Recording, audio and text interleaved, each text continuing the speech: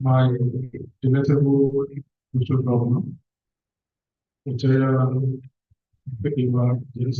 Jesse, the district governor-elect, North West, the district governor-elect, District 111, District 112, the district governor nominee, district governor designate, past district governor, you have any in our list. Past governor, if you have any in our list. Chairman, fellow Rotarians, Rotarators, Interactors,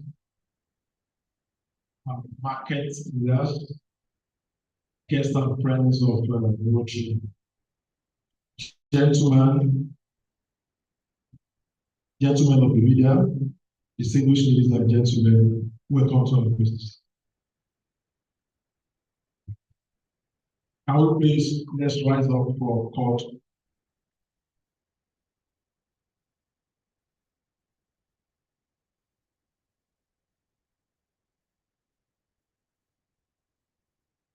Thank you very much. Good morning, everyone, distinguished ladies and gentlemen. You're all welcome. Greet you all. My co-president in the House, I greet you. The Executive Secretary of our dear district, 9110, PhD Tanya, I greet you. Our committee chairman for this planning, PPD Lights, I greet you. All the committee members, I welcome you all and say thank you for putting this together. Good morning once again and welcome to today's event. Please read down. Sorry. By virtue of the position vested in me as the district governor for Rotary International District 9110, I hereby call this session to order. May we now rise for the Rotary quiz.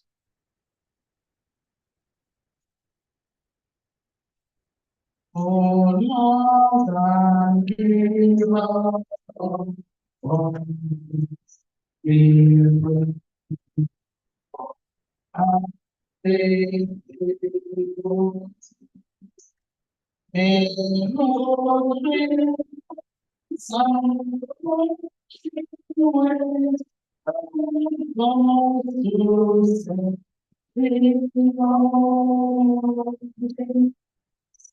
Thank you.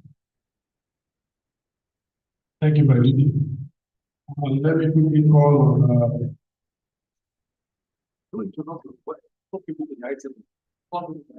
okay, very quickly, let's have people on the item to join our teaching. I'll be calling on the representative of the NDU Flower, Mr. Jimmy, to please come to the high table. Can we please clap for the comments? Then the representative of the Honorable Commissioner for Environment and Water Resources, Engineer Nuru, can you please come to the high table?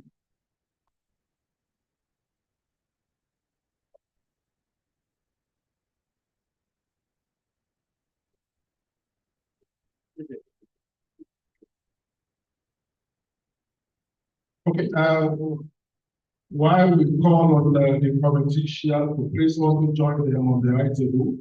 Thank you so much. Thank you for coming. We sincerely appreciate it. So let me call on Rotary Adebukola to please take the Rotary next. The forward test.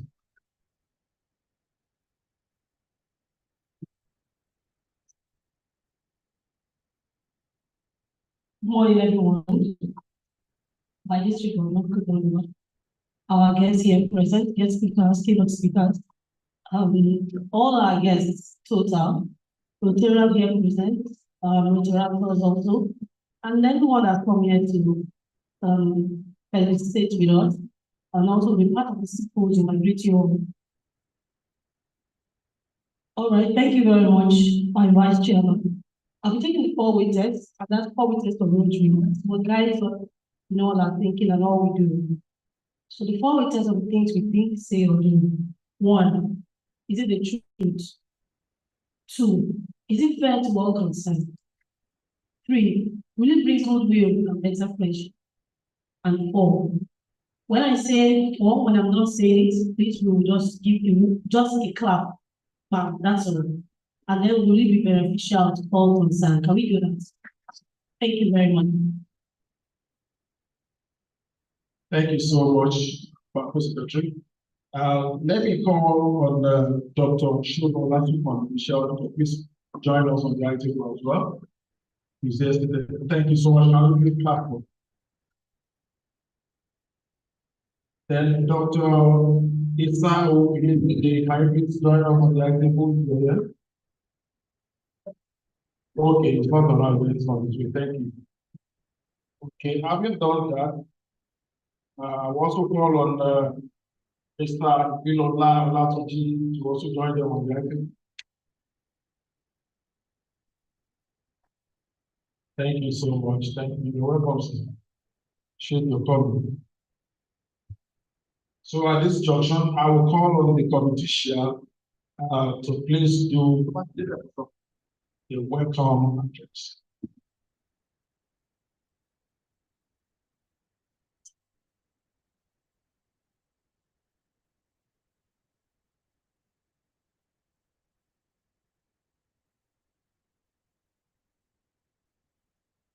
My district governor, invited guests, our keynote speaker, Egun District Secretary,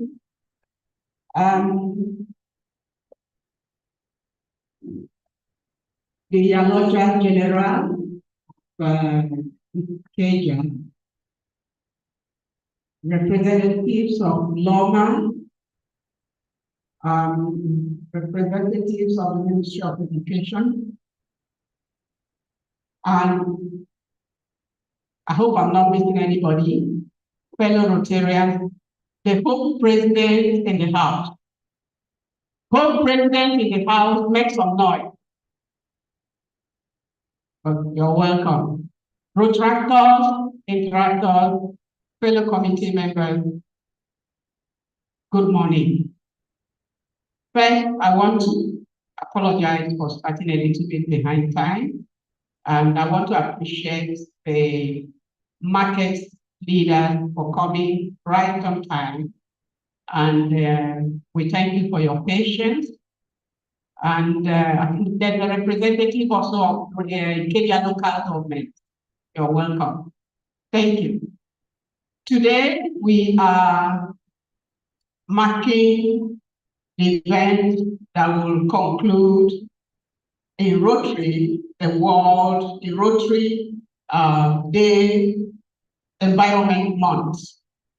In Rotary, we have every month of the year has a theme, and April 2024 is the month set aside to look into all aspects of the environmental issue that we are encountering in our generation today. And so the clubs have done a number of projects, a number of activities, and today is just the day that we set aside to recognize what they have done and appreciate them, and also to learn a bit more about what we need to do to make our environment better and more sustainable. And our theme, as you can see, is land development, impact on aquatic life, and environmental well-being. The environmental well-being there actually speaks to us as human beings who are the occupiers of this earth. So my welcome address, I titled it One Planet, Less Service. Our environment stewardship needs to improve, notably in urban planning, construction, and general neighborhood development. Lack of or ignoring these could have a prolonged negative effect, and correcting them may also result in some adverse action, such as seen in Lagos State demolishing some wrongly constructed buildings.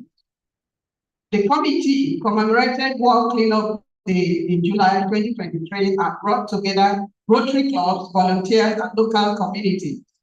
The advocacy was a significant step towards a cleaner environment as involved cleaning up neighborhoods, drainage, motor parks, markets, and streets around Ojo-Elegba to Yaba environment. The removal of tons of waste not only improved our environment, but also fostered a deep sense of pride and motivation among participants. Clubs that were too far from the city center carried out unique activities, including tree planting, recycling initiatives, and awareness campaigns. They also sent in reports to keep us informed about their contributions. Furthermore, the committee collaborated with local authorities such as LACMA, LOGMA, the Ministry of Environment, and other stakeholders like JDL, Street Foundation, and others. Together, we implemented and advocated for specific topics such as desertification, waste disposal, and behavior changes at motorbikes and markets. As a result of our efforts, waste bins have been introduced in these areas. Today's event acknowledges and appreciates the various Rotary clubs, stakeholders, and our environmental ambassadors for their support. Our other activities supported by the committee and implemented by various Rotary clubs include but are not limited to tree planting, like I said, recycling, activities to call attention to human action that escalates climate change problems within our locality. All these achievements would not have been possible without the unwavering support and leadership of our energetic district governor. Thank you, ma'am. Rotary EP, agency, FCAI, an environmental activist and a source of inspiration. Let me especially acknowledge the incredible team God gave me to work with and bring all these achievements to fruition. We were a cohesive team with efficient communication. We invite you to sit back, listen, and take notes so that you can implement some of these ideas that we will hear today in your little corner. Finally, let me remind us that we have also prepared, and they are here present, great speakers in the industry who will share their knowledge as it affects our everyday life. So sit back, listen, enjoy yourself, and make sure that when you leave here, all your future actions will have the environment in mind, will have the environment in focus. So sit back, relax. Let's set this one environment through our actions. I want everybody in the hall to say, I will contribute my own to save the environment.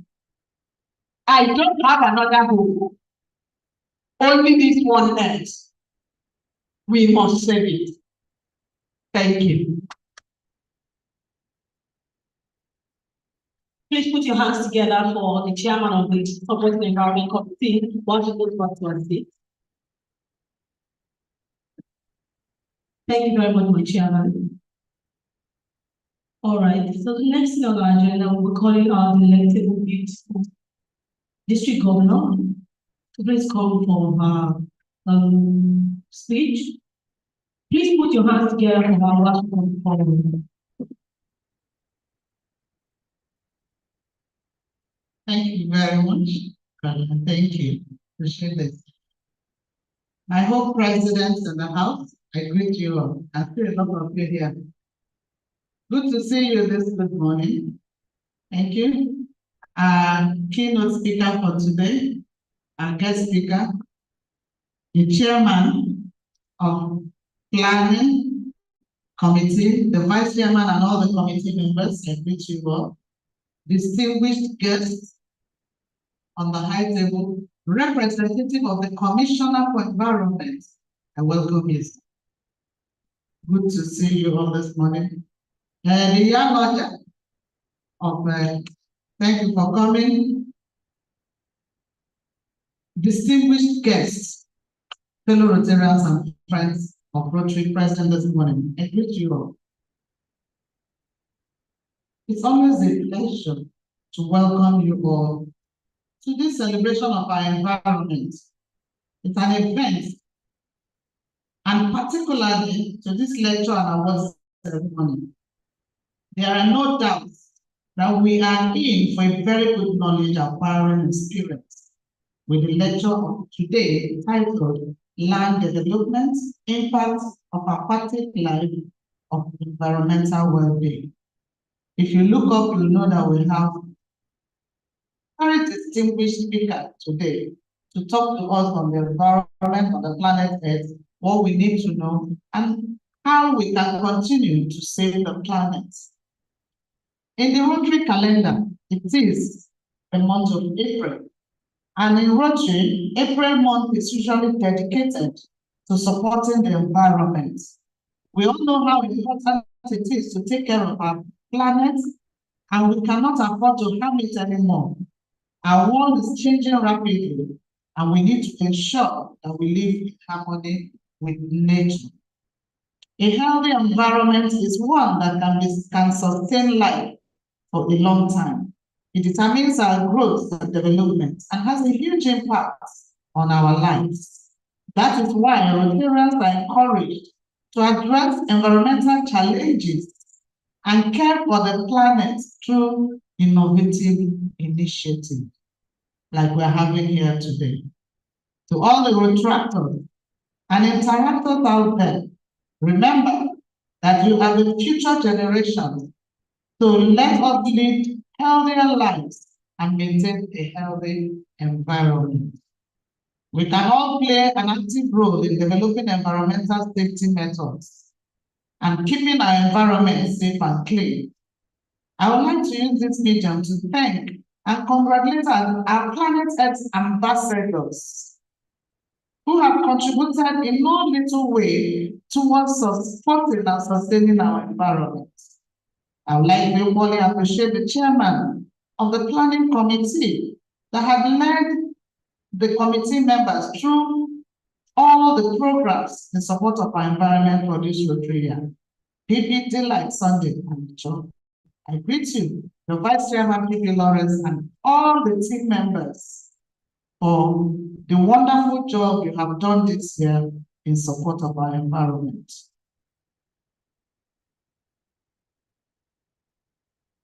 I know we all organized the World Cleanup Day in September last year.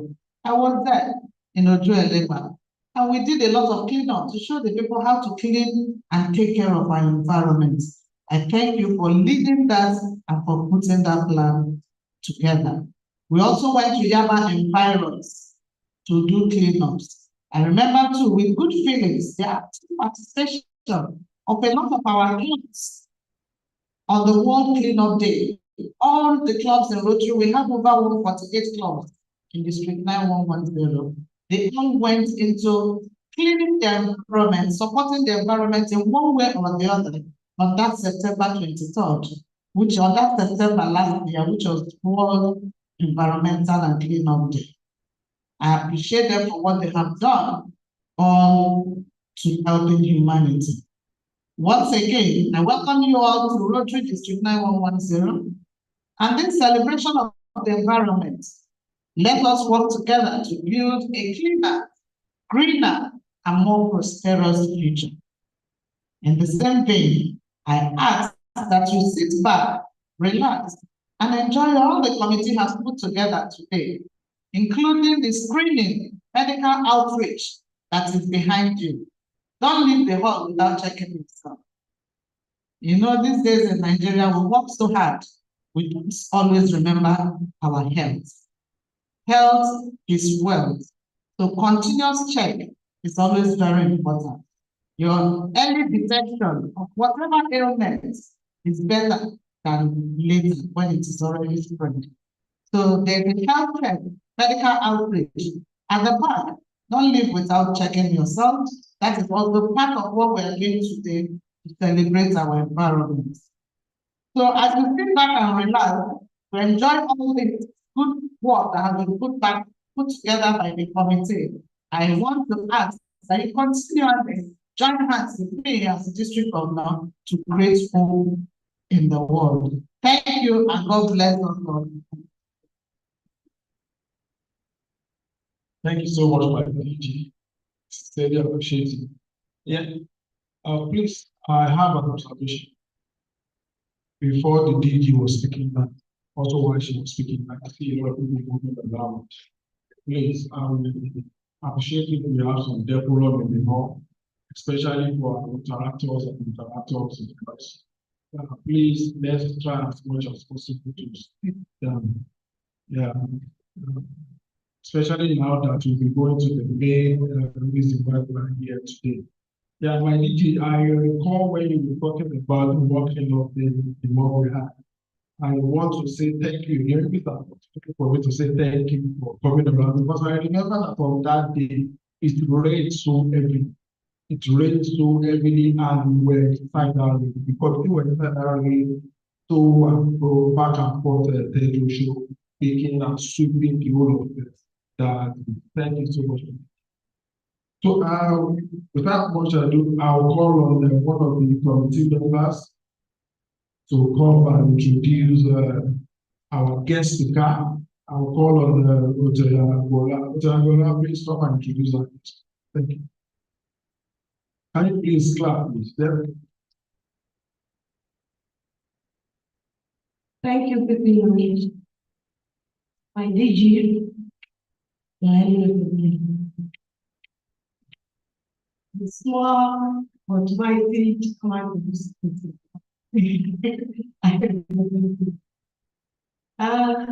The representative of the Honorable Commissioner of the Ministry of Environment, who is doubling up today, and also the National Chairman of Nigeria Institute of Environmental Engineering. The representative of MD Loma recognizes my boss, the main director of the planning section of Lagos State Drainage. I recognize him. And the doctor of the doctors, Dr. Suji, recognize. All the old presidents in the House, the past presidents, the age, the Yanaga General of the local government, and the representative of the head of all environmental sections of the government, the highly recognized them. I'm here this morning to introduce to you our keynote speaker of the day, Dr. Pajino Pulafukomi Tewano. Please, sir, you can come and get you.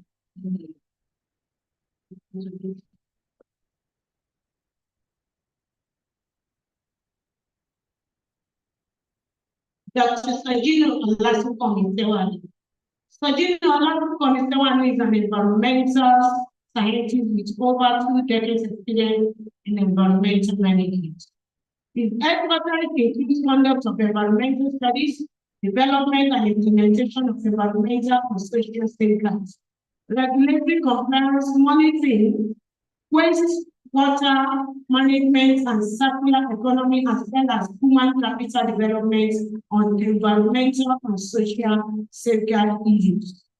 As a safeguard expert, he has been involved in the development, review, and implementation of safeguard instruments such as SCI, ESMF, RAP, ESMF, ME for several projects cutting across various sectors of the economy, including those funded by World Bank, IFC, AFDB, among others. He is currently Director in charge of environmental assessment in the Lagos State Ministry of the Environment and Water Resources. He holds a master's degree of science degree in chemistry from the University of Ibadan and doctorate degree in analytical chemistry from the Federal University of Agriculture at Abeokuta.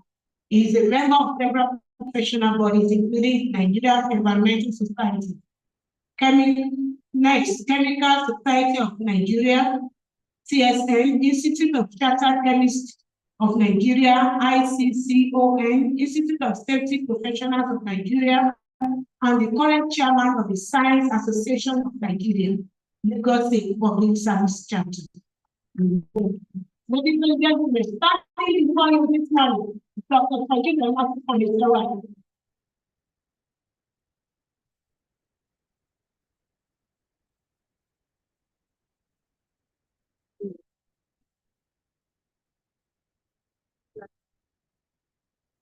the district governor, the representative of the Honorable Commissioner, Ministry of Water Resources, the rep of MD Loma, my boss, also on the high table, the chairman of the Environment Committee. Please let me stand on the already well-established protocol. Distinguished participants, all other courtesies duly extended. I've been told I have 15 minutes. So it means I have to rush a little. My job this morning is to take us through a few slides to talk about land development, to consider the impact on the aquatic ecosystem, the aquatic life, and as well as our well-being within the environment. Just as a way of re-echoing what the chairman of the Environment Committee said, as we stand today, the only planet that supports human life, that supports life in any form, is the Earth. Researchers are still working to see whether any of the other planets within the planetary system will actually support life. But until that is done, we have only one home while we are still here on Earth, and it is this planet, and we have a duty to protect this planet. And that is why I want to commend Rotary Club for dedicating a full month to deal with the issue of environment. I think we should celebrate Rotary. Next slide, please. Well, this is just a way of the outline what I will be talking about. And then by way of introduction, land development is as old as human existence. Land development is as old as human existence, and it is an inevitable human activity that for as long as we are going to meet our basic necessities for food, shelter, and clothing, then land development becomes inevitable. Because in growing food, you must till the land. And to have clothing from cotton materials and all the rest, you must have to till the land. And to be able to prepare the textile you are wearing, you must build the industries. And so there's no way you won't tamper with the land. And then, of course, to have shelter over your head, you must tamper with the land because you need to open the house. So to be able to meet human necessity, the three major needs of life, we must tamper with the land. And so it becomes an inevitable activity. We can't avoid it. It must happen. And so if it must happen, then how do we manage the impact? Not just on the aquatic ecosystem, but also on the entire environment landscape as a whole. And so if it is a necessity, then it means that what we're discussing today is very important for us to understand how to address the challenges that comes with it. Next slide. What exactly is land development? Basically, it's just the process of modifying the land to be able to meet a specific purpose, to be able to meet a specific need. Meeting the need for residential, for shelter, or is meeting the need for food production, is just the process of modifying the land to be able to meet a specific purpose or meet a particular need. And so you could talk about land development. There are various forms of land development that we're going to run through the slides. And so as old as human has existed, in fact, the Bible told us that when God put man in the garden, he told them to till the land. to till the land, keep the garden, and the dress. So as old as the existence of man on earth, there have been the need to tamper one way or the other with the land. Next slide, please. So let's look at the various land development practices. Number one is agricultural production.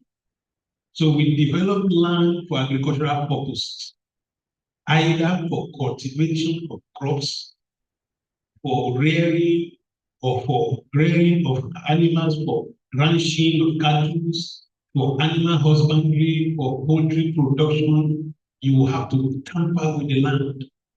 Whether you are setting up a piggery, you have to tamper with the land. And so we develop land for agricultural purposes. Now, if it's just to plant a corn, you have to dig the soil a little and put the grain of the corn.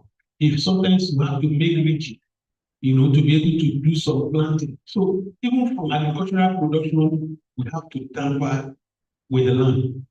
So, and in agricultural production, you have to clear, you do land clearing, you clear the land.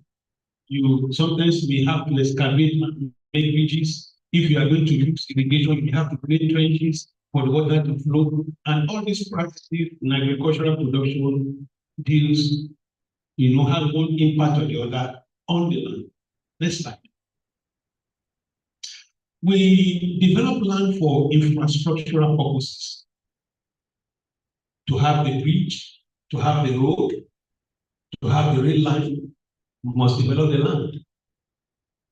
To have the highways, the flyovers, the pedestrian bridges, you must tamper with the land. So for infrastructural development, land is dealt with, we tamper with the land. So you can have infrastructural development as a practice under land development. We also develop land for recreational purposes. The resorts, the park, the green park that you see, you have to tamper with the land. So for recreation, you still tamper with the land. So land development practices include development of land for recreation, development of land for infrastructure, development of land for agricultural purposes. Next slide. I need to run through. Land reclamation. It's another major activity in land development that have massive impact on the aquatic ecosystem. Land reclamation. Sometimes you are reclaiming the land, you are improving the quality of the land because you need to prepare the land for further development. We have wetlands being reclaimed, we have marshy areas being reclaimed, and it is to prepare the land for a future use. And in reclamation, you take sand material from another point and you put oil on the land, you compact it to make it solid ground for and make it ready for use. Sometimes we have in Lagos where we even reclaim the land. We have even attempted to reclaim the ocean just to create land. And so you have creating major impact on the aquatic ecosystem through that kind of activity. You develop land for industrial purposes, industrial facilities. In fact, in Lagos, we have designated industrial zones where you have industries located. To have those industries in those areas, there must be land development. So you can develop land for industrial purposes. Next slide. And of course, the one that many of us are used to is for housing development. Virtually everybody here, I'm not sure there's anybody here who is not living in one house or the other.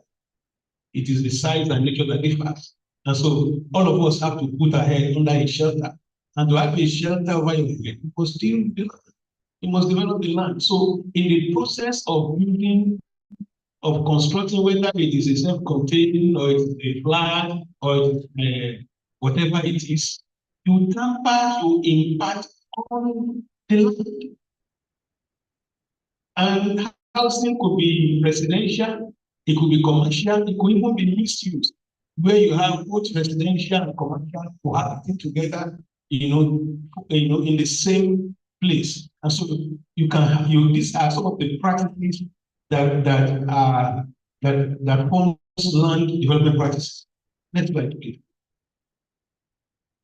Now let's talk about the aquatic ecosystem, the aquatic life.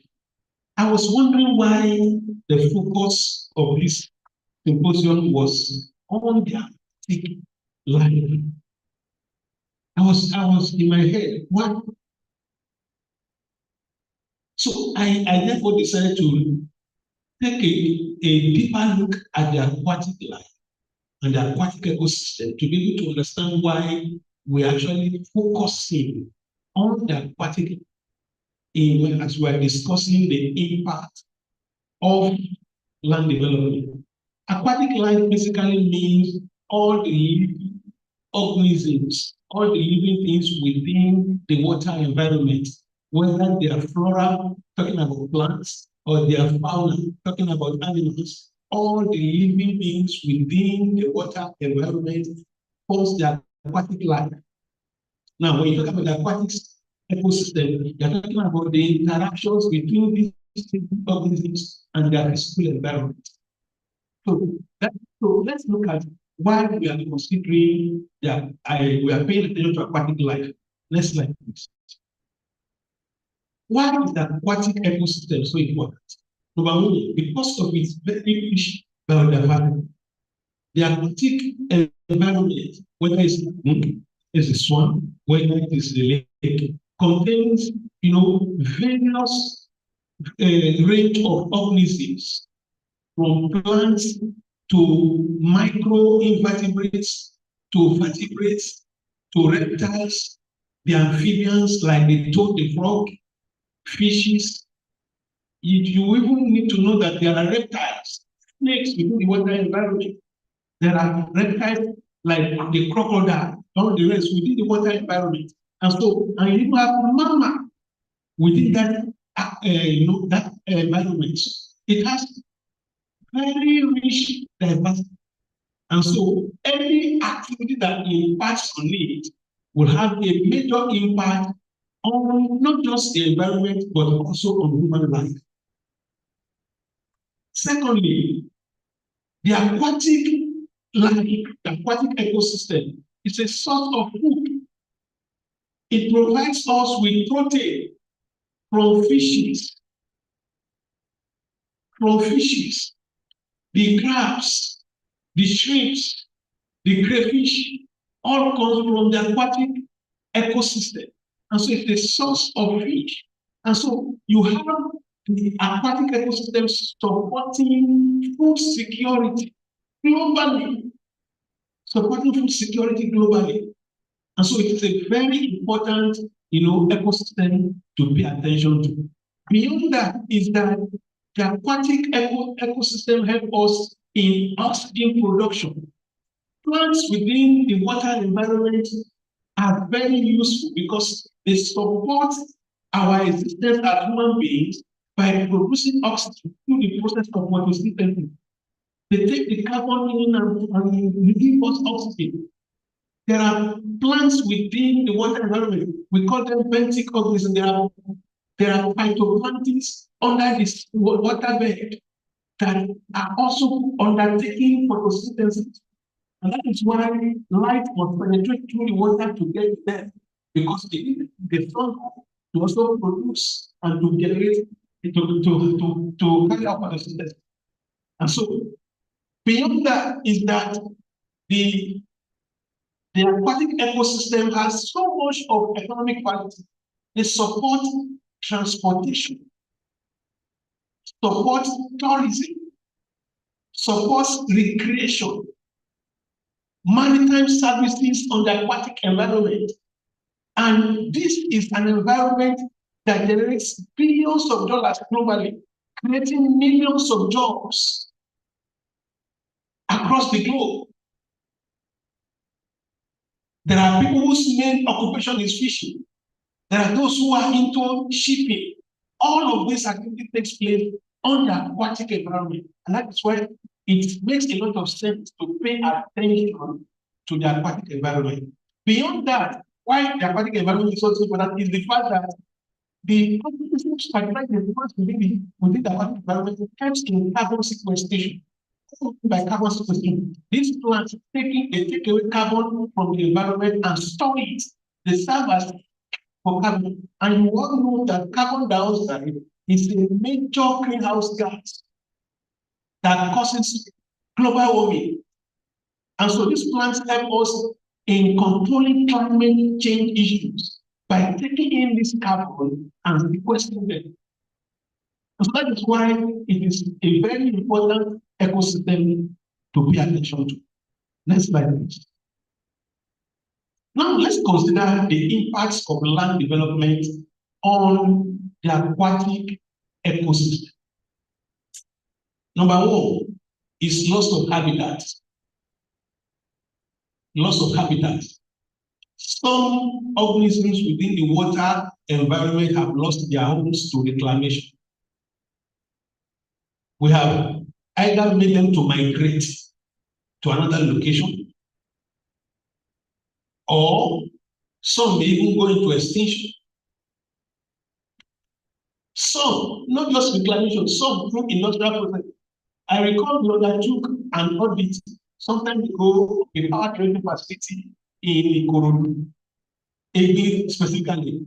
And the community told us that they no longer get fish from that lagoon. Why? Because the Egi power plant discharges hot water into that water environment, and fishes within that location have to migrate because of the temperature. So they have lost their habitat as a result of our activity. Beyond that is also that, apart from losing their habitat, is the issue of pollution of the water body. Runoffs from construction sites containing sediment, some even contain chemicals, find their way eventually into the lagoon or into the ocean. And this sediment, of course, pollutes the water body. Now, recently we have a case that is yet to be resolved. Fish kill in Ikorodu. Nobody has been able to tell us why those tilapia that were being reared died suddenly. Some are later activity that is taking place there. Others say no, it is the weed that on the water. So they are still trying to unravel the mystery that behind the death of those species. That is the kind of impact that our activity is having on the aquatic ecosystem. Eutrophication. Eutrophication is a process where you have the lagoon or the water body loaded with nutrients.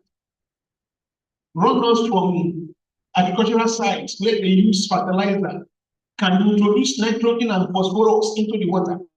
And when these chemicals get into the water, they deplete the oxygen content of the water and makes it, in fact, it turns that environment to a dead zone. And know that the fishes in water also need the oxygen to survive. So these are some of the impacts of our activity on that ecosystem. Loss of the riparian vegetation. Many of us grew up to see the mangroves, the riparian vegetation along the banks of our rivers and streams. They are no longer there. All of them have been either cleared for development or cleared as firewood. And so that ecosystem has been damaged.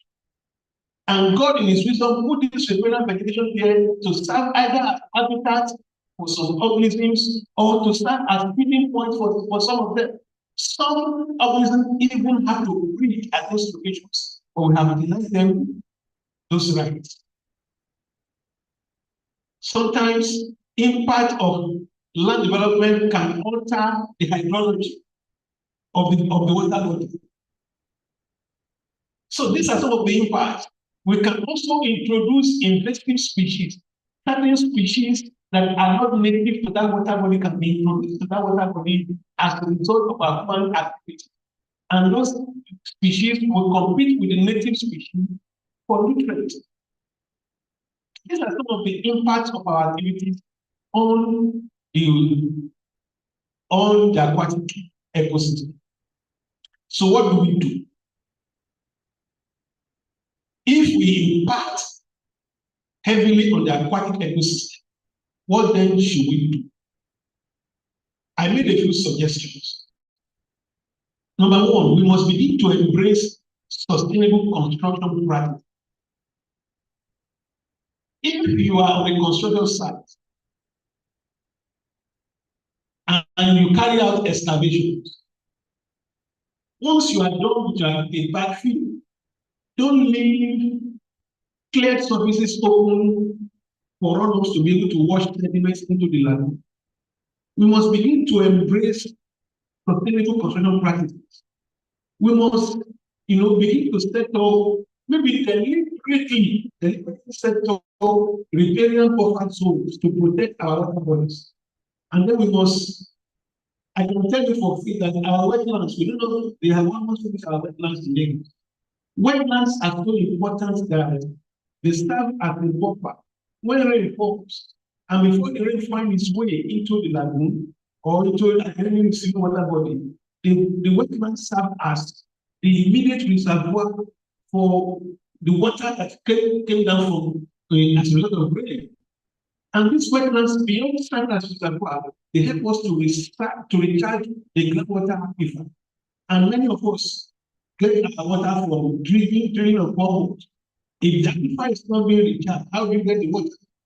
But for development activities, we have almost reclaimed all the wetlands. So we need to begin to look at to restore our wetlands. Next slide. We need to put in place what I call sediment control measures at construction sites. We need to look at low impact development. And what I mean by low impact development is that in your own development, maybe in your house, your estate, you can deliberately create rain garden where you can do rain water harvesting and use that water for watering your garden later on. So that you won't have the water flows down into the lagoon. Beyond that, we can also do permeable pavements instead of concreting all of the land surface within our premises. We can use paving stones that will allow water to percolate it further. And so we can reduce runoff that end up in the lagoon. And beyond that, we can also look at green building. The world is talking about green building now because it is more energy efficient. It reduces the resources you use, natural resources that you use, and it also helps in having a very conducive indoor environment within that building. So the world is beginning to look at green building. These are options that we have to mitigate the impact on the aquatic environment. We can begin to look at sustainable agricultural practices by doing organic farming instead of using the inorganic fertilizers that will eventually end up as runoff into the lagoon, causing eutrophication. We can begin to look at the use of integrated pest control methods. Most times we even suggest that you do more biological pest control than to do chemical pest control. So those chemicals will not end up in the water body. We can do cover cropping to prevent erosion of the farmlands. These are some of the sustainable agricultural practices that we can do. And then, of course, we must ensure regulatory compliance, complying with standard regulations and codes for land development, as concerns us. Let me quickly talk about sustainable development. Sustainable development basically is the fact that it is a development that meets the needs of the present without denying future generations the rights of meeting their own needs. So as you and I, we are surviving, we are building our houses, we are meeting our needs for food, for shelter, and for clothing. We must develop in such a manner that children get on board and their own children can also meet their own needs. We must be sure that our meeting our own needs does not jeopardize their right their own needs also. That is basically sustainable development. And it may interest to know that the aquatic ecosystem is so important that it is one of the SPG goals, life on water, SPG goal 6. It's one of the SPG goals that is so important that we need to protect the aquatic ecosystem. Next slide, please. I've been given a note. Next slide. Okay. What are sustainable land development strategies that we can do? I've talked about green infrastructure, like green building. Talked about mixed-use development. You can have both commercial and residential within the same facility. You can look at energy efficiency, as one of the strategies that are sustainable for land development. Next slide. There is low impact development. I've spoken about that, where you can have your subsidies that can allow water to drain in, and then you can have, of course, you can do rain harvest. There is a conservation instinct. That means that even when you are developing, you still allow for nature to exist around you. These are some of the approaches we can take in addressing impact on the aquatic ecosystem. I make a few recommendations because I need to run away now. It is a reality that we must develop land. As a matter of fact, those who have not bought a land are planning to buy more now. Those who have bought have not developed are thinking of how to develop. So as long as human exists, land development activities will continue. It is either you are developing a new land or you are rehabilitating an existing one. You are pulling down a structure and you are rehabilitating another one. Even with increasing human population, land development will still continue because we will begin to develop and we will begin to go vertical. So no matter how populated the earth is, we are still going to stay within this earth. We can't space a bigger space. And so development is continuing. And so as long as development must continue, there are certain things we must do. So land development is inevitable, but humans must take steps to address the impact of land development, not just on the aquatic ecosystem, but on the environment generally, if we are still going to exist on this planet. Number one is that all major land development activities should be subjected to what we call a pre-project assessment. We call it environmental and social impact assessment, to assess their potential impact and to be able to put in place measures to address those impacts. That's number one. Number two is that land development activities must follow regulations, codes, and standards. And if these are done, the impact will be minimized to the barest minimum. And lastly, we must continue to create awareness, like the Rotary Club is doing today. We must continue to create awareness on the impact of land, of the impact of unwholesome land development, so that we all of us together know the impact of our activities, not just on the aquatic ecosystem, but on the environment generally. At this point, I want to say thank you.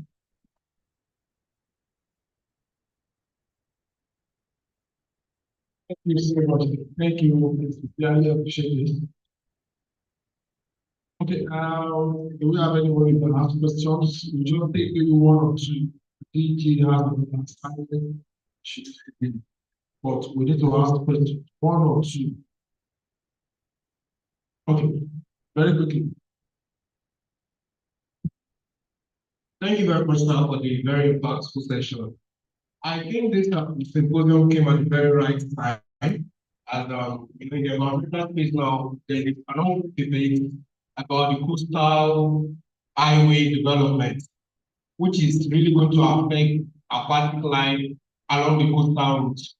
So just last week Saturday, there was a meeting at the code now around the environmental impact assessment, but still an actual roadmap has not been designed as to how to mitigate the impact of those. Because if you look at the eastern region now, already their particular area have been polluted by oil and this. So efforts are ongoing to clean that up. Then coastal development is coming. So what do you think as individuals or government or as Rotary, what do you think we can play to help mitigate this impact? Thank you.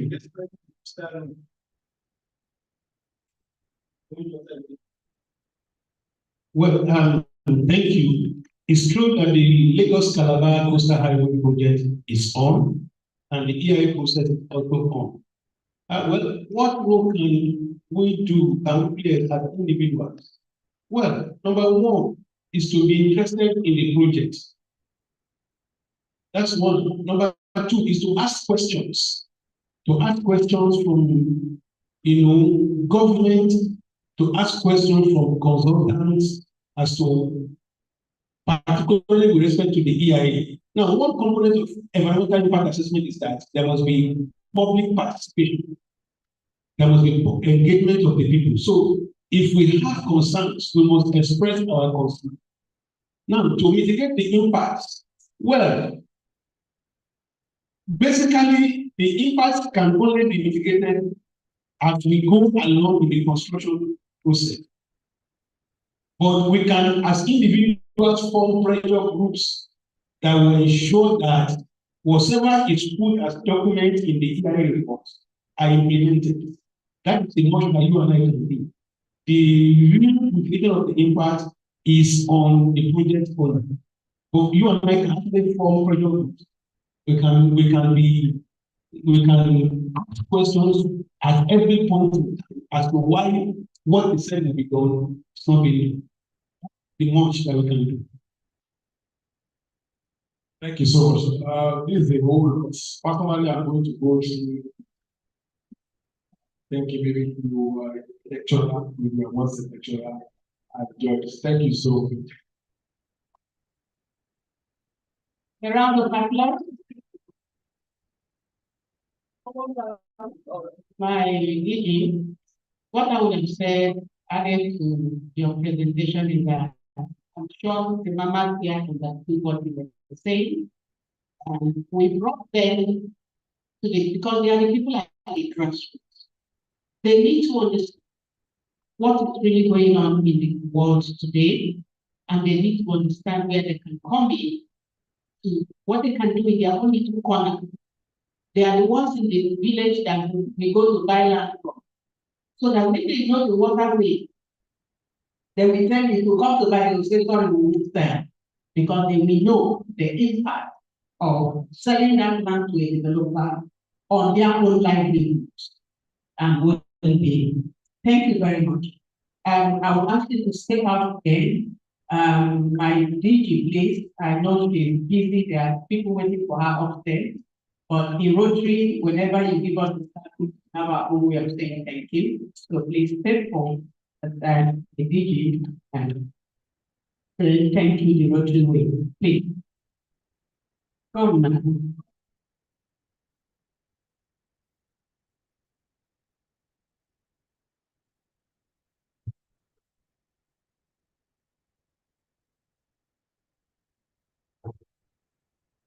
I hope President's in the house. Distinguished Commissioner for Environment, heavily represented here this afternoon. Welcome. And lawman, right? And our guest speaker and keynote speakers, I greet you all. It is my pleasure to present this award to Dr. Sojinu Olasupomi. Yeah, thank you. As the keynote speaker during the 2023 environmental program, given this day, the 25th of April 2024. It's indeed a very nice speech. Applause enough. The key points that needs to be noted from everything you've said is awareness. We need to be aware of what goes on in our environment. We need to know what we're expected to do and how to care for our environment. A lot is happening and a lot will continue. Development is ongoing, and we cannot say no to development. So coastal roads is a welcome development, and we need more of such coastal roads to alleviate the problem of transportation in Nigeria. And we need to educate the people, especially when this is about to happen, so that the environment, those in the environment, will know what they are expected to do. And then the state should also be more involved in making sure that houses and all that do not go within the coastal areas or areas that are earmarked for that even in future.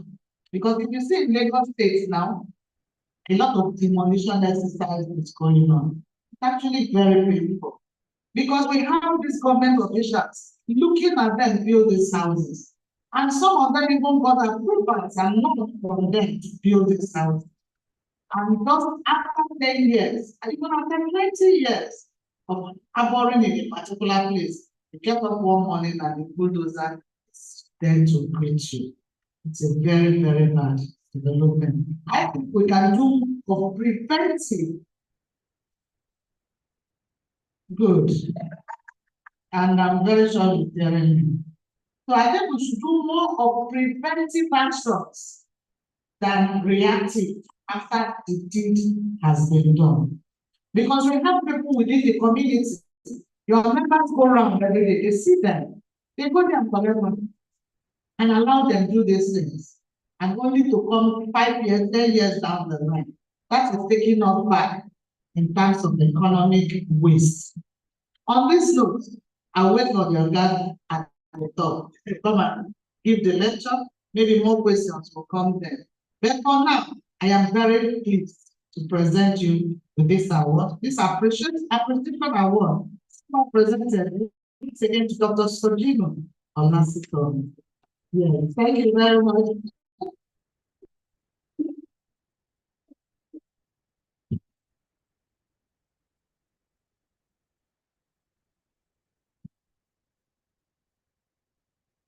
Thank you very much, my DG. No, don't go yet.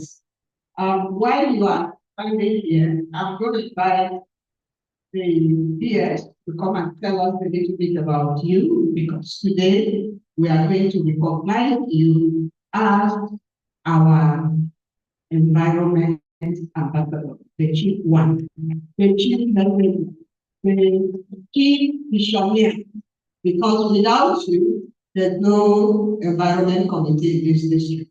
But while he's coming, I invite the Yaloja General of Ukeja to please come to the high table. I apologize for the oversight. We are correcting it right now.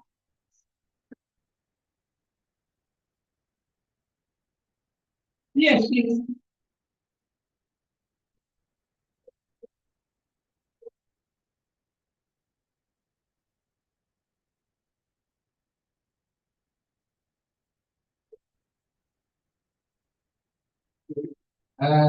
My very relatable district governor.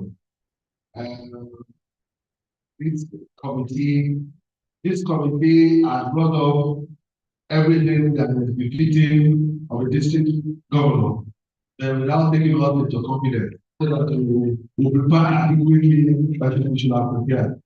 Of course, yes, let me be surprised. For the benefit of our guests, our district governor that is standing before you in Notarial Ifeyiwa Arita Agency is the district governor of the 2910. The 2910 comprises of all the Rotary clubs in Lagos State and Ogun State. She is the #1 citizen of all those clubs. You are privileged today to be sitting and having standing before you a governor that controls 2 states. She controls Lagos and Ogun State. So, both of them, she she started this Rotary journey as a Rotaractor. Rotaractors are people who are in higher institution. So assuming we have some of our younger ones here today, this is actually a very motivating part of our story to tell. That they too can become whatever they came to become, because we started doing Rotary from the university. And today she joined the Rotary Club of Ikoyi Metro, and she served as the governor of that, as president of that club in the Rotary year 2011-2012. And that year, because she's always been a star, you know, when you say star, I mean, the English would say that the golden field had no hiding place, right? Right. So when she served as the president of our club in that year, she led the club to a man that the overall best club in the whole district. And that's what you can see a picture here. If you look at this our best president, you can see our picture there. And in terms of generosity, because all the good things we are doing in the world, supporting the environment, supporting child and nursing mother and all that, we do it from contributions to Rotary Foundation. Rotary Foundation is the engine room that we use in funding all these our activities. And you know, we have different grades of support for Rotary Foundation. We have people who can do $100 and support eradication of polio. You can do $1,000 and become a Polaris Fellow, and you can do $10,000 and become a major donor. And you can do much, much more than that. But our district governor that is standing today has done much more than that. She is not just a major donor. I thought that for you to be a major donor, you will do $10,000. But this is just not just a major donor. There are two major donors to the Rotary Foundation.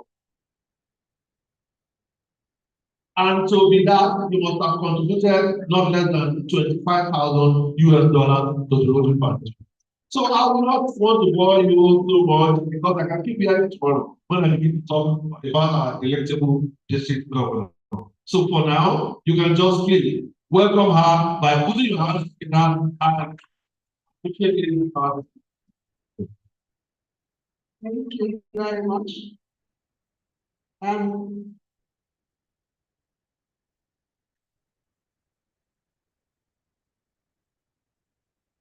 It is the privilege of this environment committee, the whole environment committee of Rotary District 9110, Rotary year 2023-2024, to present to you this ambassadorial award for your commitment.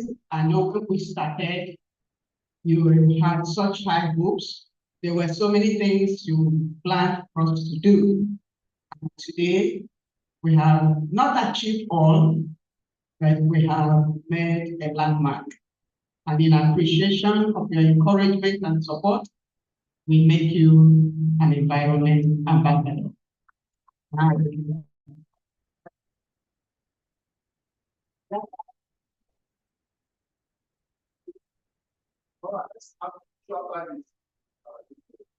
Hereby decorating with this jacket, whenever you wear it,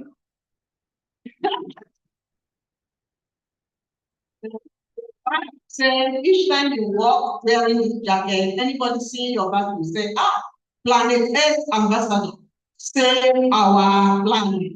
That is the message you will be carrying wherever you go. Thank you very much. I appreciate you. We are encouraged.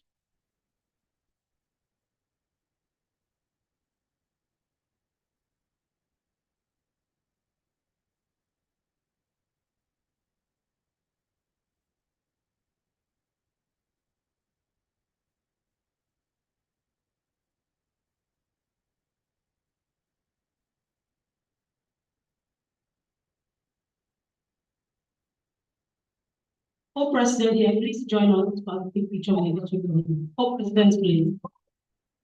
Oh, President, please.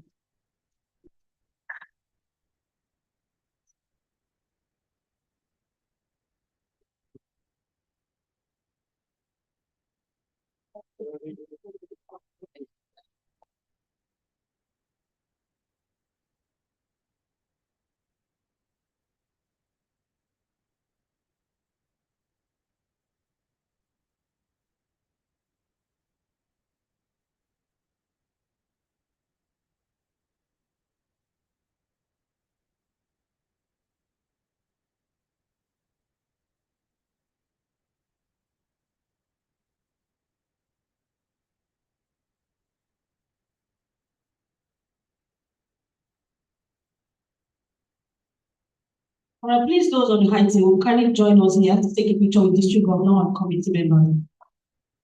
Thank you very much.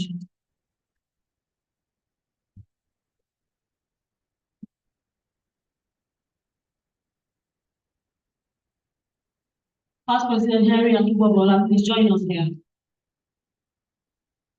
Past President Henry, please join us here.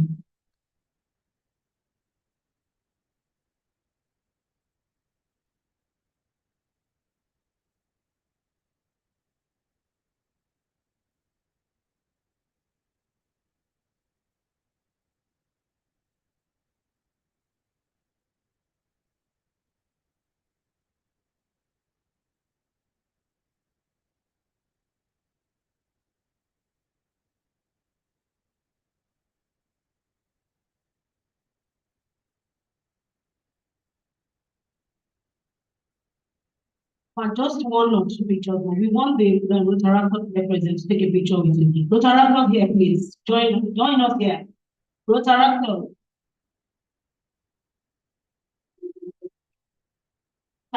We are very sorry. We know you are in a hurry to leave, but you might not come back. That's for your advice.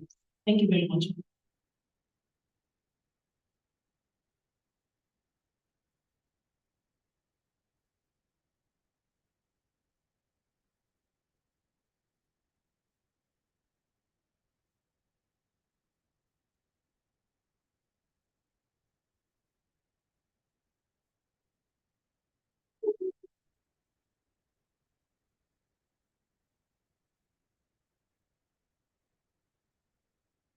Okay, just the guests and the district governor.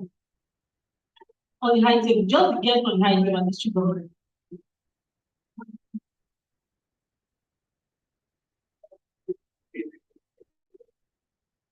My chairman, please join them again.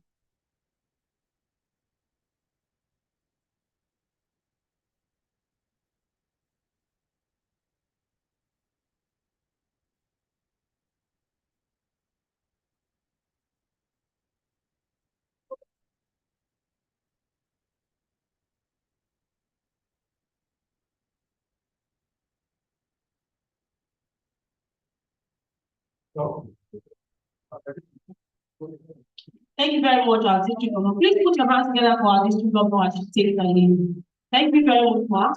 We really appreciate it. All right, now we're calling on the second speaker, and I will call Past President Hillary. Please come and take the profile of our second guest speaker. Please put your hands together for Past President Hillary.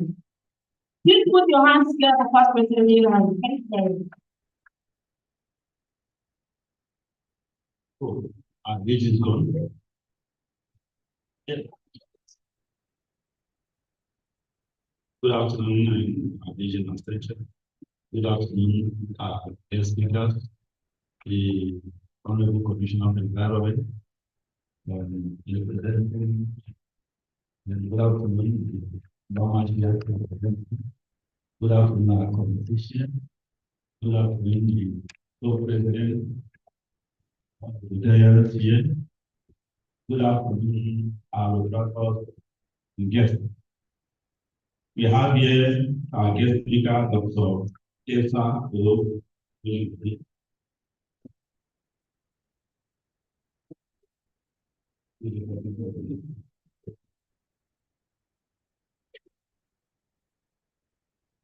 Okay. Can we please have our second guest speaker, Ibilola Olatunji? Our guest speaker,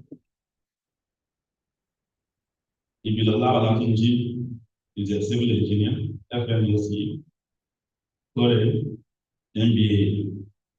He is a professional and is an educationalist also. He is the director of Village Project Planning and Design in the Ministry of Environment and Water. This is the man alpha of our people. Can we put our hands together for the Thank you. Thank you very much. I'm starting with the protocol. I want to personally thank you, Ruchi, for giving me the opportunity of expressing my thoughts on the thoughts of the Lagos Ministry of Environment of Sustainable Services on the topic we're talking about today. First and foremost, when I was on the IT movement, listening to the first speaker, Dr. Sivana, talking on the same topic I was giving, I smiled at myself there and said, this must be a setup.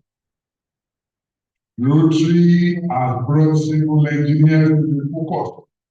They are the ones destroying the environment. Now they want to know what civil engineers are doing.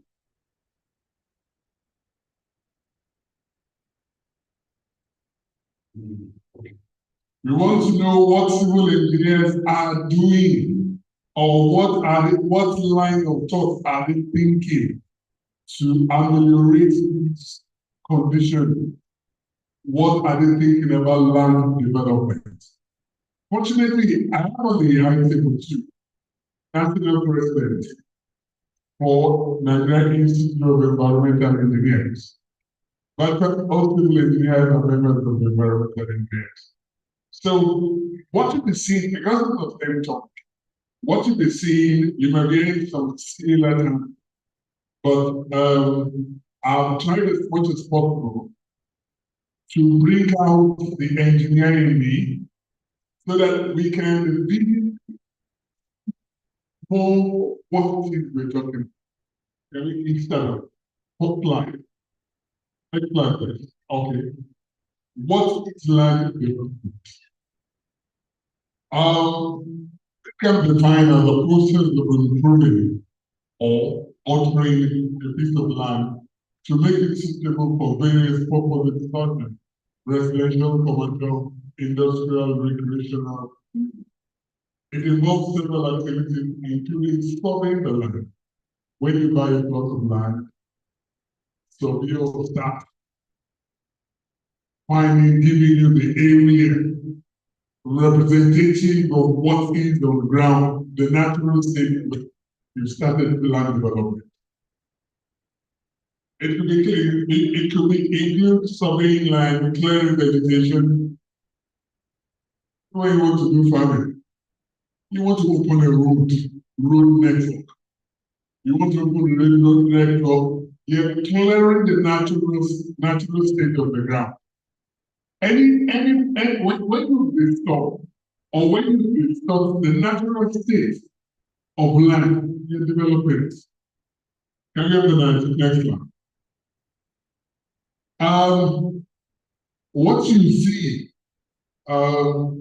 this is your great benefits to the younger generation. What you see as the equivalent today, that was not what it was. It started with Ahmadu massive coastal erosion, eroding of a lake. When you are Kuramo bound, coming from NTA, when you are Kuramo bound, that lake heading towards a hotel, the coastal erosion ate up that road. And that was at that stage. Sorry,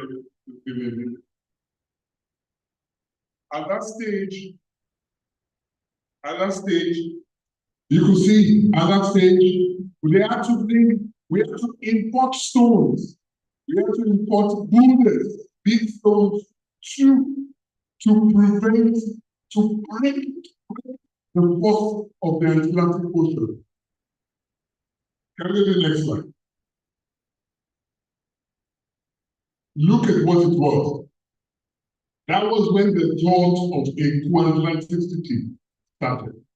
That beach you saw in the earlier slide used to be what we call Bar Beach. And Bar Beach, you'll be surprised, Bar Beach had palm trees. If you are over 70, if you are over 60 years old in this form, you will remember Babbage had pantries. They used to pluck coconut in Babbage, but they all got eroded. What Equatorial has come to establish is the initial boundary, 1907, the initial boundary of the Babbage. The initial boundary is 1 kilometer from its present location from Ahmadu Bello. That is what has been established with the continental city. And we can see, if you have the privilege of seeing the continental city, then the Great Wall of Lagos. That Great Wall of Lagos is that was initially. Today, we are not going to go into the electric of the question and answer. How did the erosion erode 1 kilometer until we got to Ahmadu Bello before we get to people and wake up to the responsibility of controlling it? It has to do with somewhere we call Komodo Channel. I don't want to bother you with all those technicalities. Nowhere in West Africa do we have natural harbors. For you to have a harbor, we have to create an opening, cut the beach line, that beach strip of land, cut it so that water will come from, ships will come from the Atlantic Ocean into Apapa Key. And that's why we call that place Komodo Channel. It is interplay of those forces, those intercontinental forces, the engineering-wise, the direction of currents, Senegal to Cameroon, it flows in that direction. That's why you have a lot of sand deposition in Takwa Bay, and you are having erosion in Babbage. But then, not for today's discussion. If you want an exposure that we can talk after this presentation. But what you are seeing, from what Babbage used to be to what is now, is development. Development. Can we go to the next slide? The impact of land development for the purpose of today's discussion will be considered in two fronts. First is the aquatic life spectrum and the environmental well-being, contribution of the environmental well-being. Number one, aquatic life. Habitat destruction. Land development often involves clearing vegetation and altering natural landscape, which can destroy or significantly diminish critical habitats for aquatic species such as fishing, amphibians, reptiles. I don't want to get too much about Dr. Siwaju talked a lot about it, but in the illustration, I'll come back to it so that we get the onions of what it is we're talking about. The next one. Okay. Ongoing sampling. What you are seeing here is the down the midstream of what we call the one. A lot of people know it as Odoyararo channel. You know the channel where the Okpedi, Bende, Ojota interchange, the link bridge. About 2-3 years ago, Lagos State government started. What are we talking about? We're talking about development and considering what impact does it have on aquatic life. What you see here is reclamation. Dr. Siwaju talked about that. Important science. Filling wetland.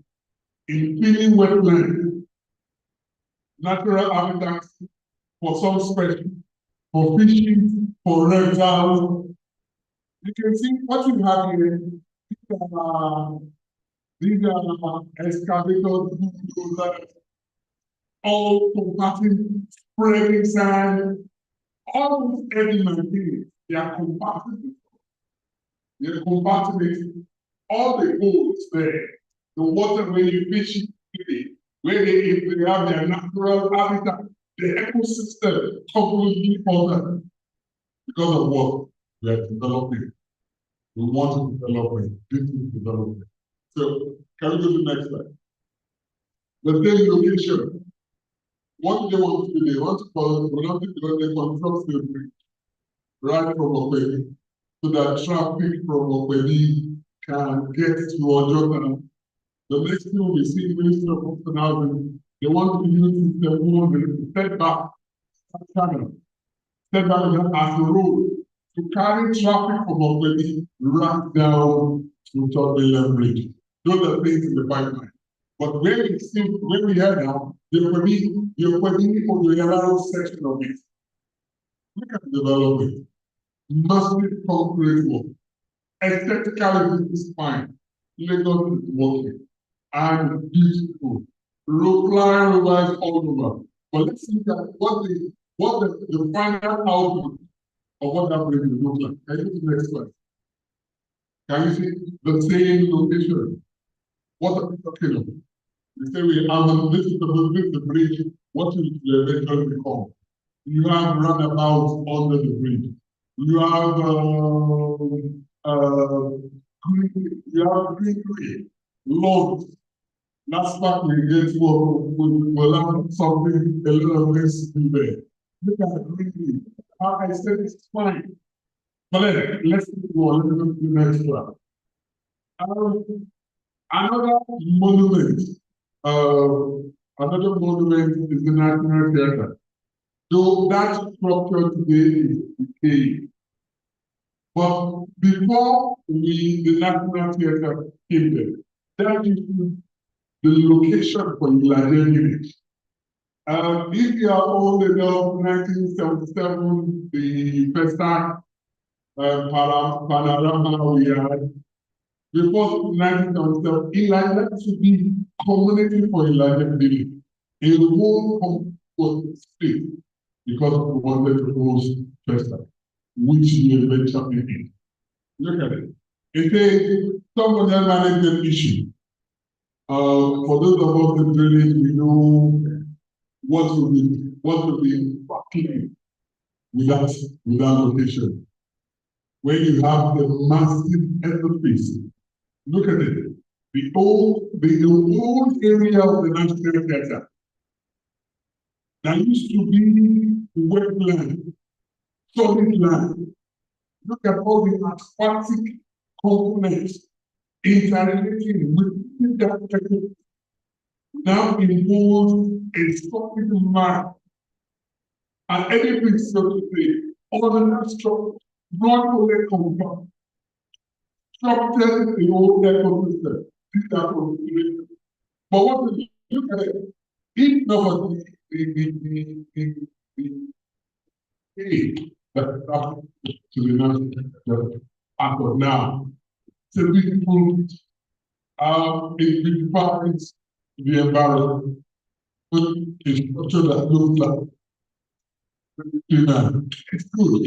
But it is some other management issue. Land development often leads to a higher percentage of impervious surfaces like roads, parking lots, or rooftops that prevent rainwater from infiltrating into the ground naturally. Instead, runoff carries pollutants such as oil or directly into streams and rivers without proper treatment. All this pollution that comes with development. I'll talk about that. So I'm going to let's go to the next one. Slide. Number 3, destruction of hydrological cycle. Altering landscape through land development may change the flow pattern of rivers or alter groundwater recharge rate. This modification affects not only freshwater ecosystems, but also wetlands that rely on specific hydraulic conditions for their existence. Come to the next slide. The next slide talks about hydrological cycle. Hydrological cycle or water cycle. In any system, you disrupt you alter a particular balance, it goes beyond what we've done. It has ripple effects. But let's go on. Next slide. Environmental impacts. We are considering two issues. One is aquatic concept, the aquatic influence of land development. The other aspect is the physical environment which we see. One, habitat loss. Land development often involves clearing natural habitats such as forest or wetlands to make way for buildings, roads, and other infrastructure. This means the displacement and loss of various plants of a reliable as natural habitats are destroyed or fragmented due to the lack of development. It disrupts ecosystems and reduces biodiversity. This loss of space biodiversity can have far-reaching ecological consequences. Can we have the next slide, please? 3, water pollution. 4, climate change. Can you go on? Next slide. What you see in marina, the same marina Lagos that we see, that's an old letter building in the city. That's marina. Today, we have a ring road, we have inner marina, we have outer marina. This road here is now called marina again. Today, it's the inner marina. This is to show you what people don't do. When CFS from CFS to the lagoon, it's not just a road, it's actually you have a bridge. That Lomara, that Lamata chain terminal, the bridge, very down, the road for the bridge, down really is bridge on the bridge. So when you walk on outer marina, you want to take a bus to Obani, they know that you're on the bridge. They are not on ordinary travel. Let's go to the next slide. You see, this road, the initial drawing we saw, reclamation has taken place from this point to this where the lagoon is. Now you have the ring road, you have outer marina, then you have marina.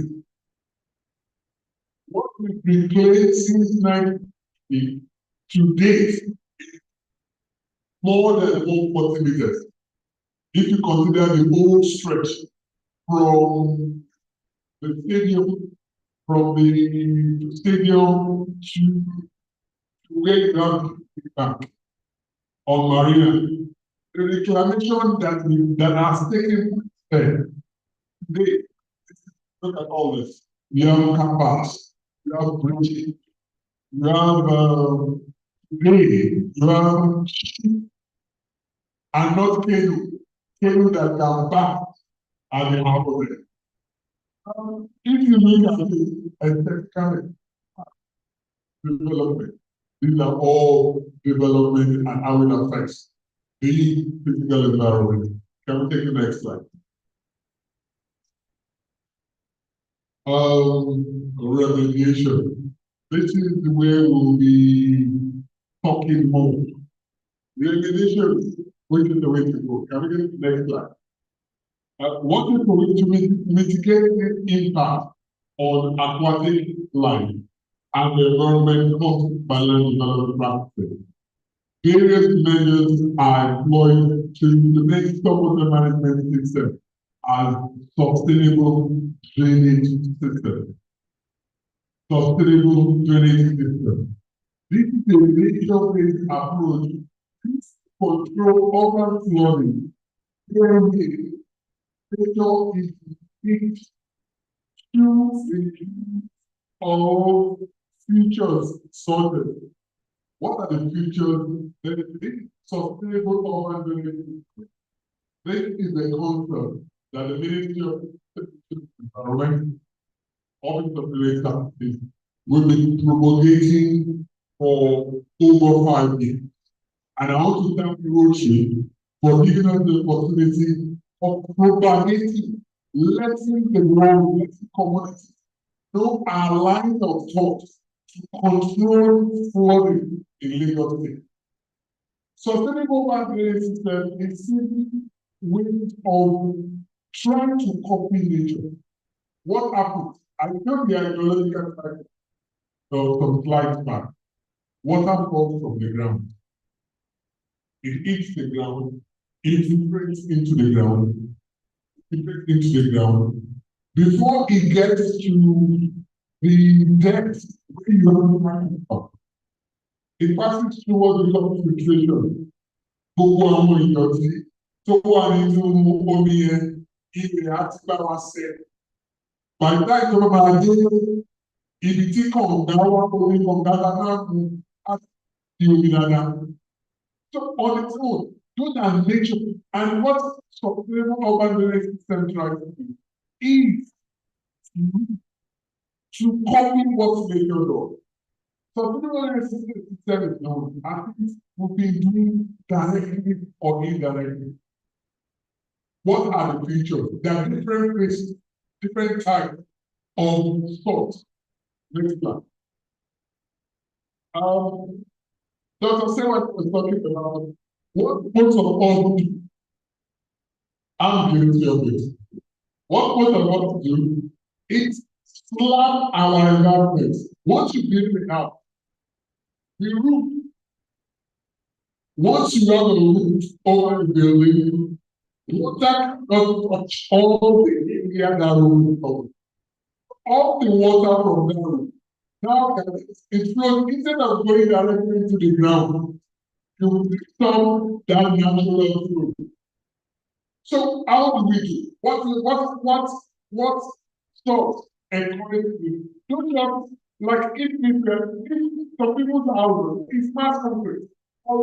Just like what we have here. Once water flows, it can't sink into the ground.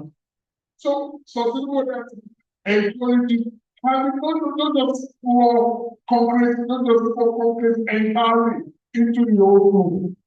Have interlocking stones, use interlock, let nature, let the water be able to go to the ground. What people don't do, what most people don't do, when you floor the floor plan of the house, the ṣàkíyèsí, ó ṣòro kí ìgbé kan lè mú omi kànga, ó lè mú omi, ó lè lo kànga kan, kí kànga ẹni tí kí máa gbé kànga ẹni bẹ̀rẹ̀ sí í. Tẹ̀bárẹ̀ lómi ọmọ sọ pé òun fẹ́ gbé ó máa connect kan omi tá omi kànga ẹ̀ fáwọn ará àdúgbò kò máa lò. Kì í ṣe pé bóyá ó láìka àwọn ará àdúgbò kò bẹ̀rẹ̀. Òun ni mo lè dá lò. Tó bá dá ní wọn máa lò, omi kànga ẹ̀ máa lò. The more we use it, the more the world recharges. So that's what someone is trying to encourage. You find out that if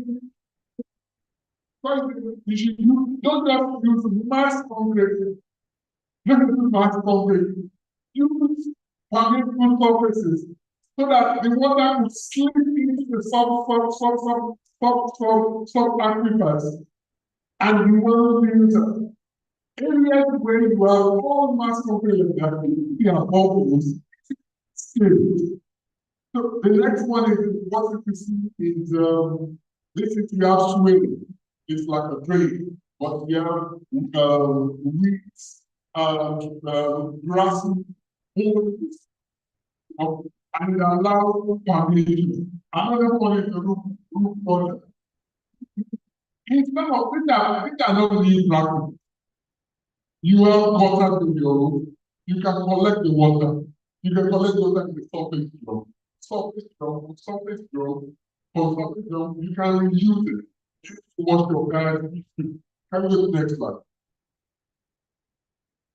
This is the complex water sustainable water system is talking about. Rain falls, the water comes down. You can use the water, collect it. You can filter it. you can store it. From storage, you can go into your well. From your going into your, you can use it. You can use it to wash your car. You can use it. If you have a garden, you can use the water to waste your garden. And you will put it in. That's the big question of salt. But the thing about it is that we are not saying it's all features of salt. You must have sweet, you must have root butter, you must know. Well, let's go. The next slide, so I don't forget. Conclusion. Next slide.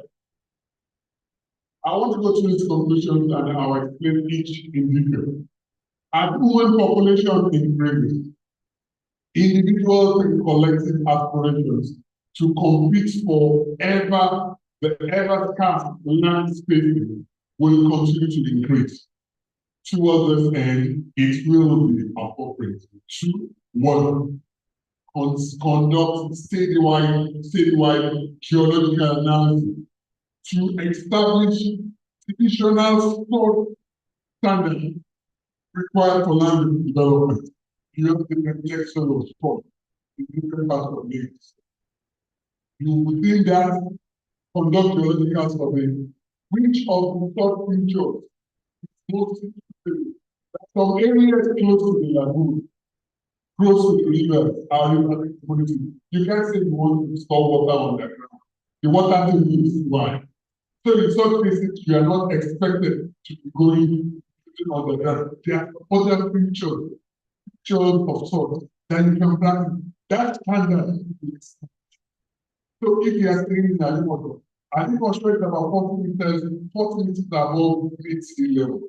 You have high ingredients. You can go down. But then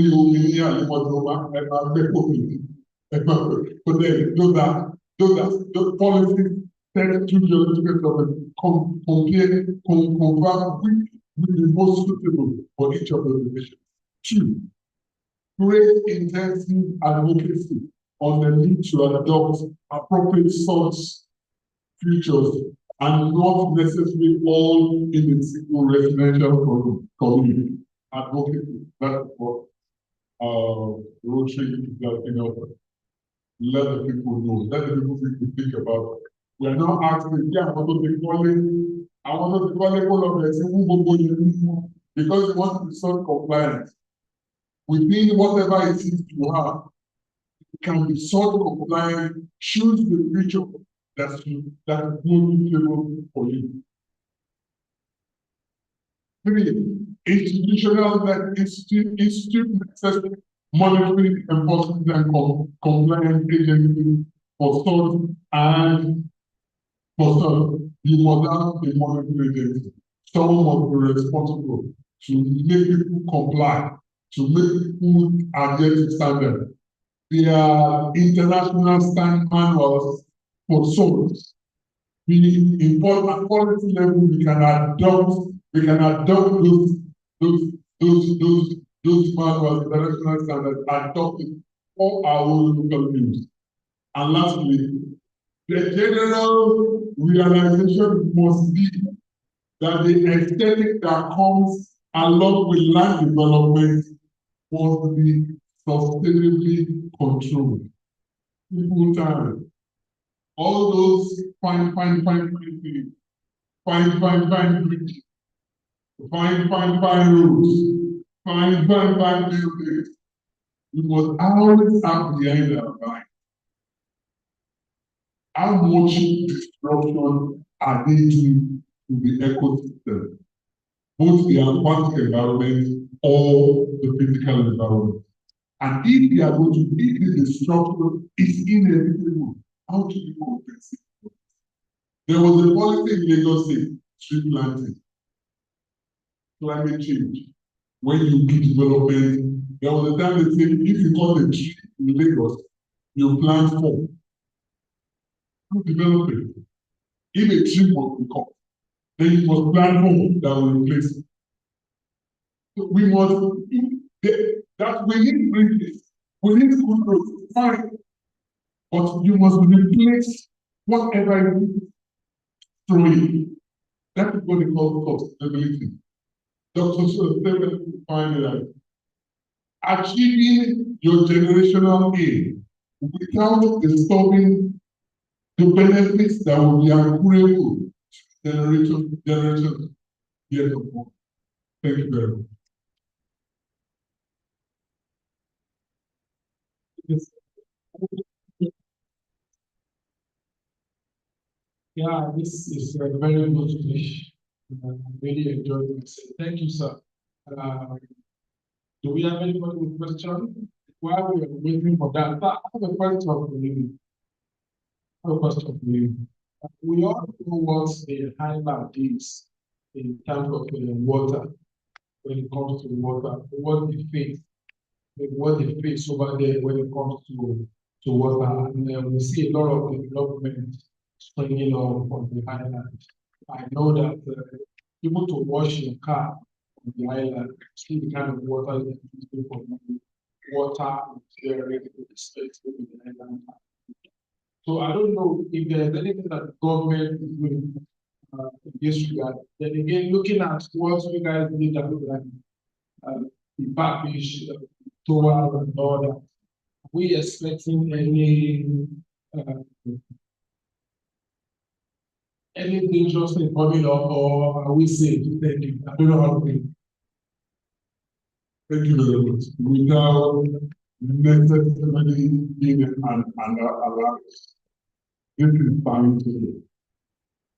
The iceberg in the polar region are melting. It is expected in the next 50 years, Lagos Lagoon will rise by 2 meters. It's scientific. If our thinking in the Ministry of Environment of the various houses, if Lagos Lagoon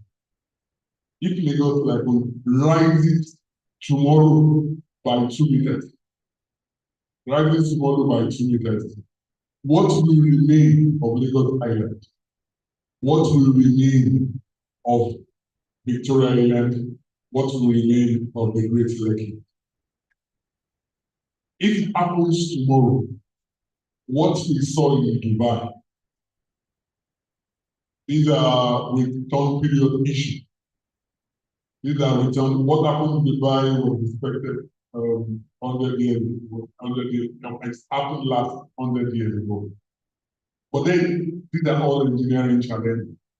That's why the so-called demolition we are seeing, we must preserve our wetlands.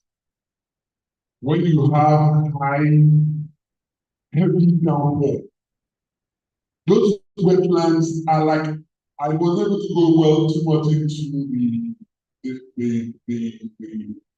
the topic of salts. You're supposed to have retention ponds. You're supposed to have retention ponds. Some ponds are retained, they are meant to retain water. Some ponds are meant to make water and release later. The essence of what you're doing is simply stop water that slow down when the rain falls and it is falling heavy. Hold on some part of it. Not everybody should point to the public trade, whereby the public trade becomes overwhelmed and it results into flood. Hold on to your water a little bit, only for some time. It will be useful to you later.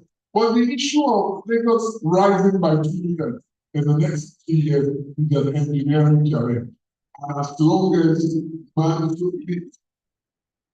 people in Dubai will not pass away from Dubai because 1 or 2 days, 14 hours flood, almost going there. Once you fall, you stand up and begin to jog again. If you can't run, you begin to jog. If you can't jog, you walk. Engineering, my generation is up to generation that is coming up. They too will play their part. But we must keep on sensitizing our people in terms of land development. We'll be responsible with what you're doing, what are you developing. That's what we talk about sustainable control. Whatever, don't look at the aesthetics. The building is fine. It is clean, just what is wrong. That's not the essence. If you are to change a biodiversity, if you are to change an ecosystem, what are the positives? What are the negatives? We must, as a government, make it mandatory that the positives are more than the negatives. That's why I understand this. Cut 1 tree, plant 4. So desertification will not just one day eat up everybody. We must make our corporate body and individuals responsible, make them know. They must know what it takes, advocacy, what are we doing, what is government doing.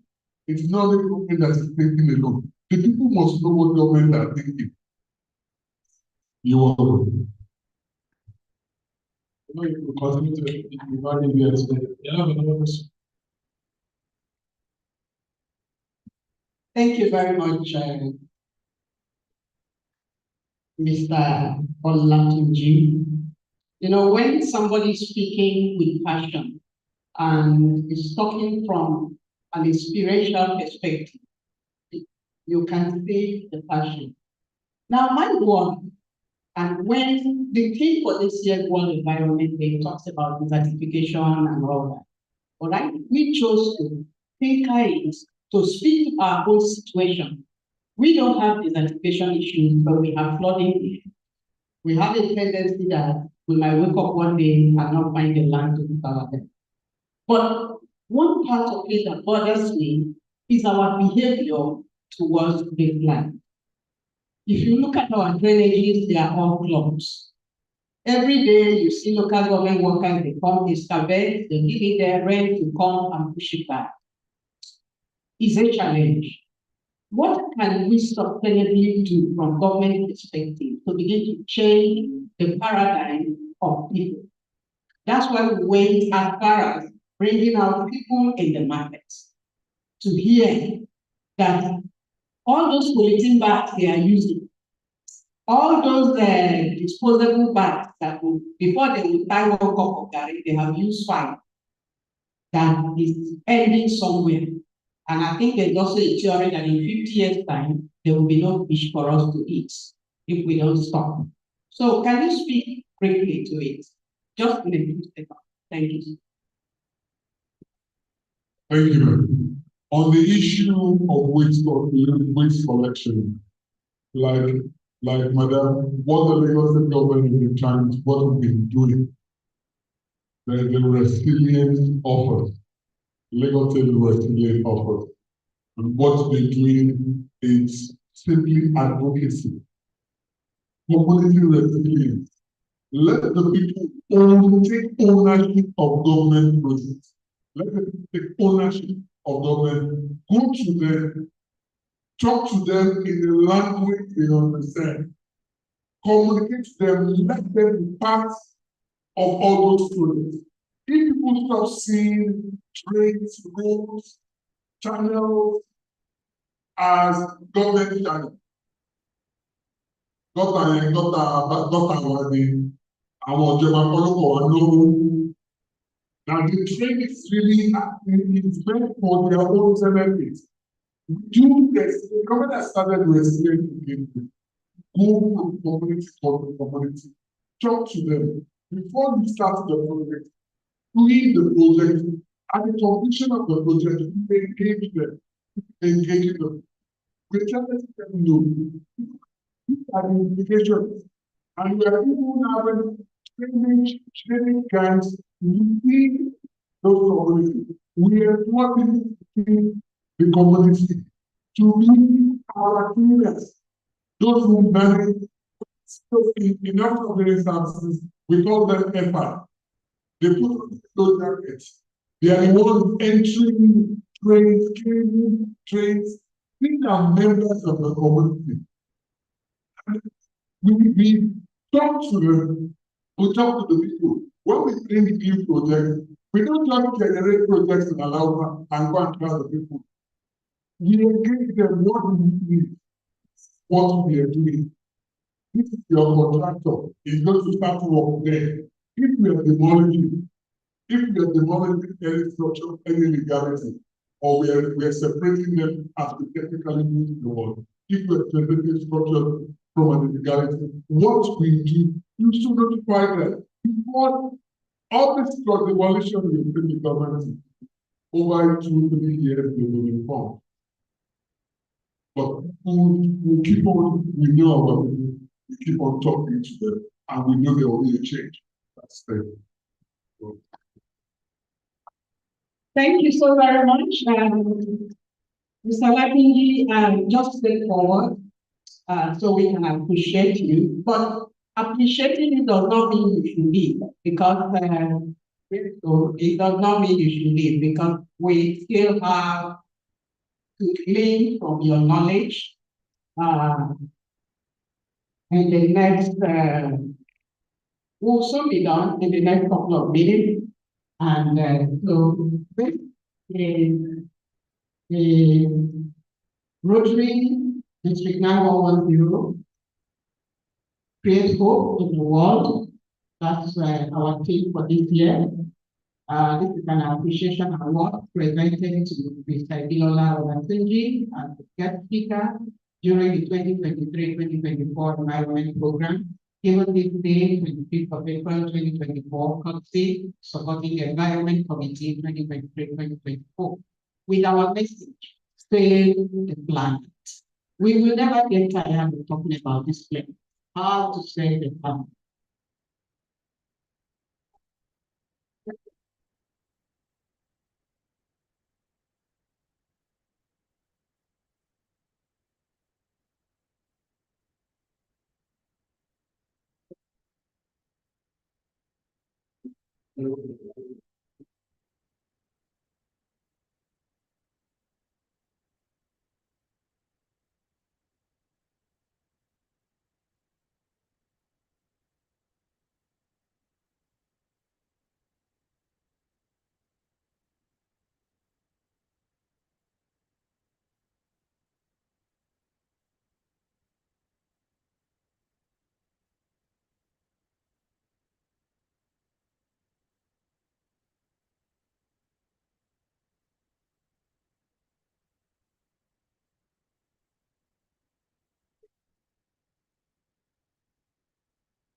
Okay, right now we're going to quickly begin to give out the awards to the clubs that are here present, beginning from the bronze.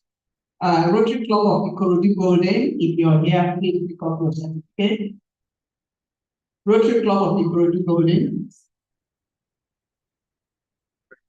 All right, please put your hands together for us to come forward. This is the club that contributed to the environment, and then they were given the award as bronze, the bronze club.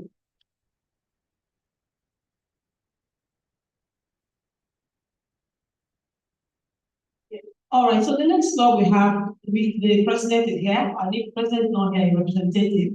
That's the Rotary Club of Pestac Metro. Is there anyone here for Rotary Club of Pestac Metro? No, okay. All right, we have the Rotary Club of Mushi Golden. If the president is not here, let him. Okay, so the president is here. Please put your hands together for her. Ever supportive.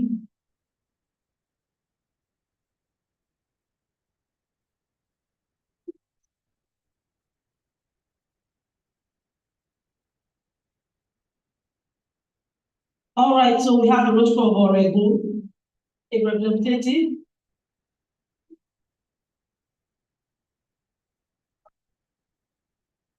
Club of Lekki Valley. Oregon. All right, please put your hands there for him. Past President Henry representing the Rotary Club of Oregon. Rotary Club of Lekki Valley.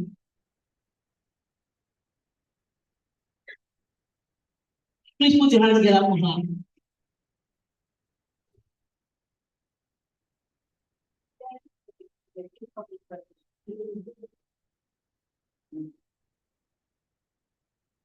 All right, the Rotary Club of Canal Estates. Any representative here? Canal Estate. And the Rotary Club of Amu. Anyone here for it? No. Okay, so the silver clubs. The first club we have is the Rotary Club of AP. Any representative? No president. Please put your hands down for the whole president.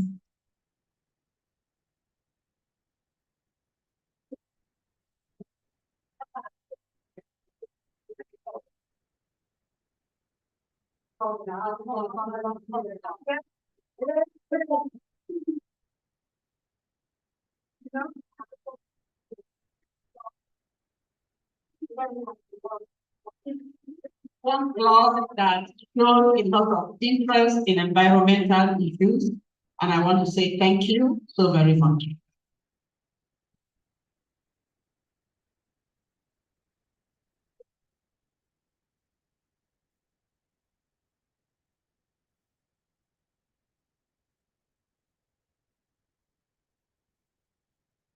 Okay, so we have Rotary Club of Akute, the Silver Club, Rotary Club of Akute. Okay, Rotary Club of Okwebi. Any representative here? Put your hands together for him. Rotary Club of Okwebi. They were presented with the award of the Silver Club.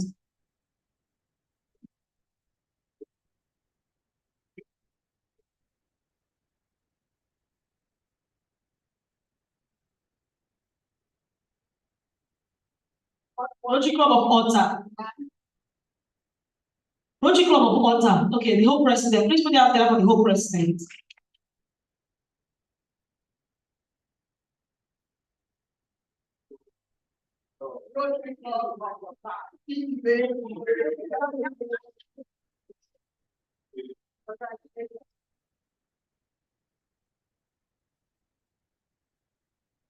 All right, the Rotary Club of Satellite Town. Any representative here? Rotary Club of Satellite Town. Rotary Club of Ikeja Lausa is the representative here, okay? All right, please put your hands together for him.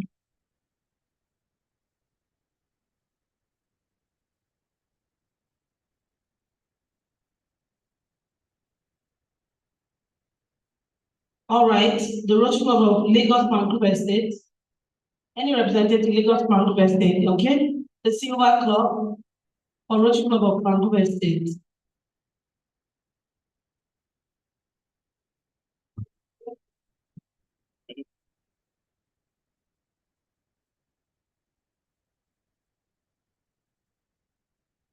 All right, the last Silver Club. The last Silver Club we have is Rotary Club of Ikoyi. A representative for Rotary Club of Ikoyi.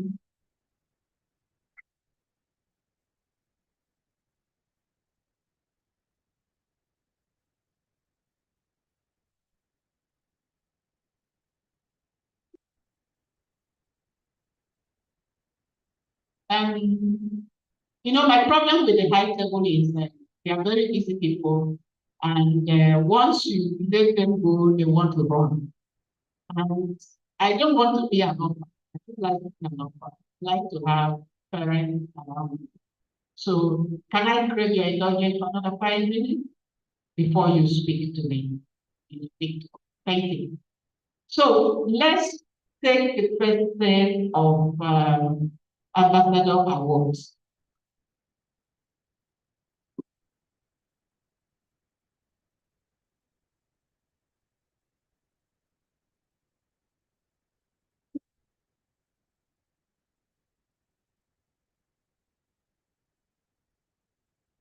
We have Chief Godwin Sunday Umugoji. Be here.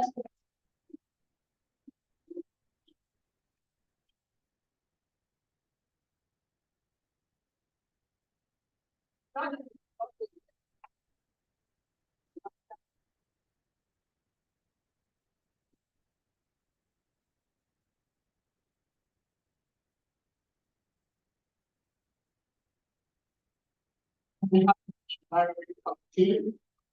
Rotary District 9110. And on behalf of the whole district governor, we hereby invest you as an environment ambassador the Rotary International. You know, our joy is that as a chief of your community, carry the message of environmental mitigation to your community. Speak to your people and ensure that your young generation begin to take environmental issues seriously. And at your heart, when you cut one tree for firewood, please plant four. I hereby invite my vice chair. I will step aside so that he can wear this jacket. Wear it with honor, the same way you wear your Rotary pin, because you are carrying the message of Rotary International, the message of the world, and the message of Nigeria to say we must use the planet and live things sustainably for our next generation to use, so they can have an environment that will support and provide for them. Don't touch his side, don't touch his red cap. If you do, I will not keep collecting power from you. Congratulations.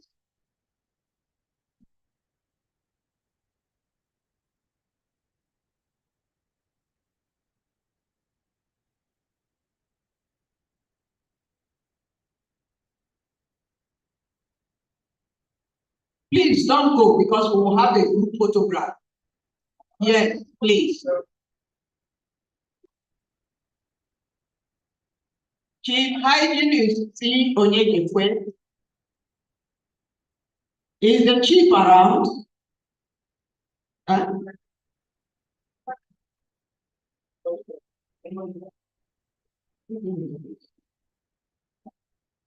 You are collecting for chief. Okay. Give chief side because it's chief that will get it. On behalf of Rotary District 9110, and on behalf of the whole district governor, we hereby present this flag and invite your father, Chief Hygienist Onyekwe, as an environment ambassador. Carry the message of environment to your community. Thank you.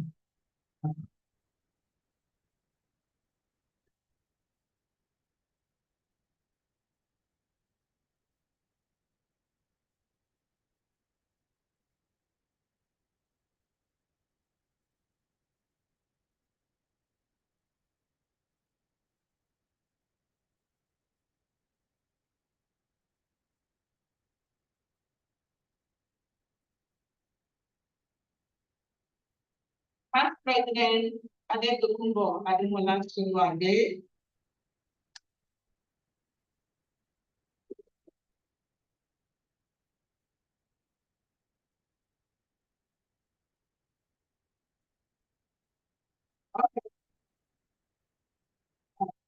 You are the one representing the past president. Okay. This we are investing past president Adetokunbo Ademola Soluade as climate ambassador in Rotary District 9110 to Rotary year with this ambassadorial award. Congratulations.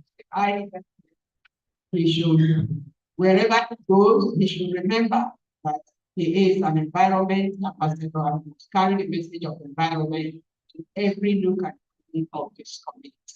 Congratulations.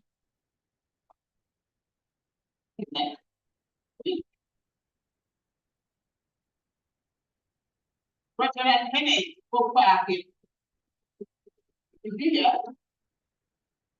Rotary Kennedy spoke back though.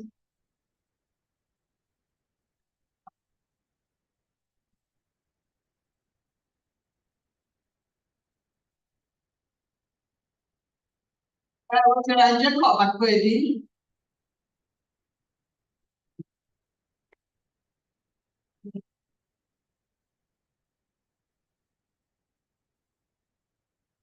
On behalf of our district governor, we hereby invest you as an ambassador. And we know that you're from a riverine community. Then tell people to stop busting pipelines so that they stop polluting the environment. Huh? So a lady will dress you.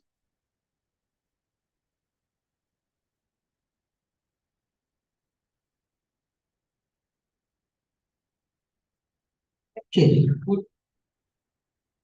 Engineer Adebayo Awosaya. Have you taken the picture?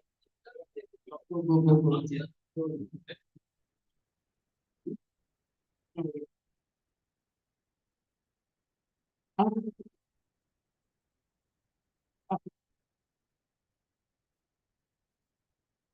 Okay, VP Hillary. Wow. You are standing here. Oh yeah, come and take your own. You call? No need you follow call. Okay, on behalf of our group district governor, we invest you as an environment ambassador. We ask that wherever you go, defend the environment with all that is within your power. Congratulations.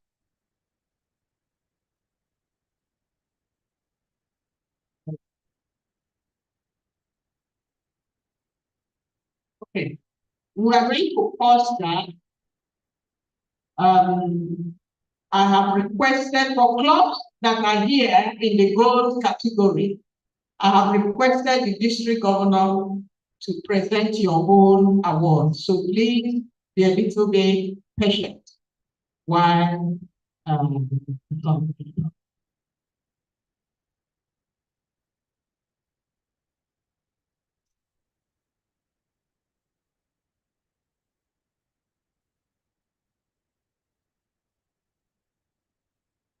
Okay, so we called on the Siwa Club, Road Club Akuti, is here now. Please come forward for the next one.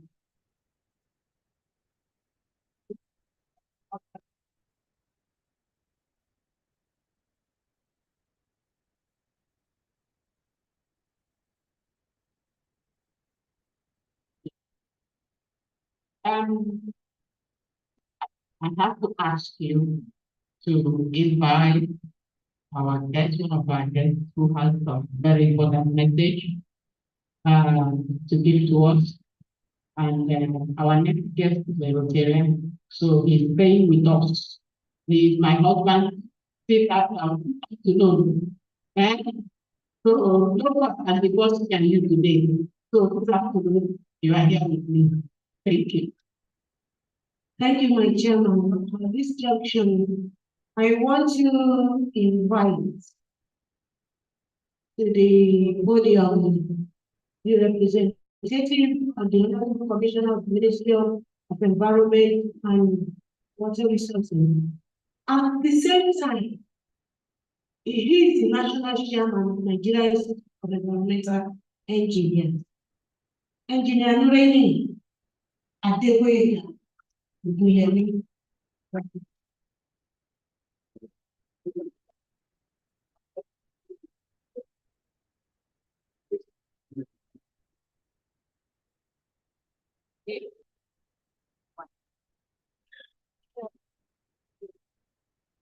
Thank you very much. The chairman planning committee, this event,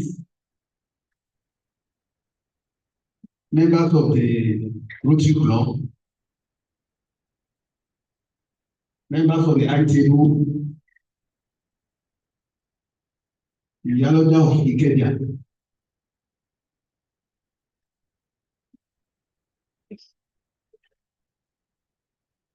all protocols duly observed. I'm standing before you this afternoon with double honor. One, as the representative of Honorable Commissioner, Minister of Environment and Water Resources, Honorable Tokunbowa. And also, I'm standing for the Nigerian Institution of Environmental Engineering, a division of Nigeria Bureau of Engineering. That depicts as far as environmental engineering is concerned in Nigeria. That division depicts number one environmental engineer. in this country. I will not talk so much, but I will just look into what Honorable Commissioner, Minister of Environment and Water Resources has asked me to do.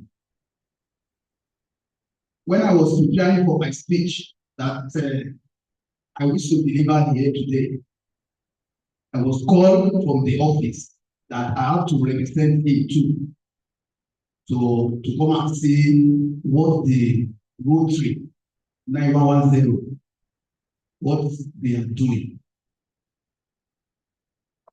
He also informed me that he's aware of those speakers that are called that come there today to do presentation. And from what I've seen, which I'm going to deliver for him, is very, very happy. At least on this topic, the Rotary Club has chosen for discussion today. That is the impact of land development on aquatic life and environmental well-being. He said he's ready to collaborate with the Rotary Club and is expecting the outcome of today's symposium that is going to work on it. After that, about the Honorable Commissioner, then I will now go to my own field, the environmental engineer. Protocol duly observed.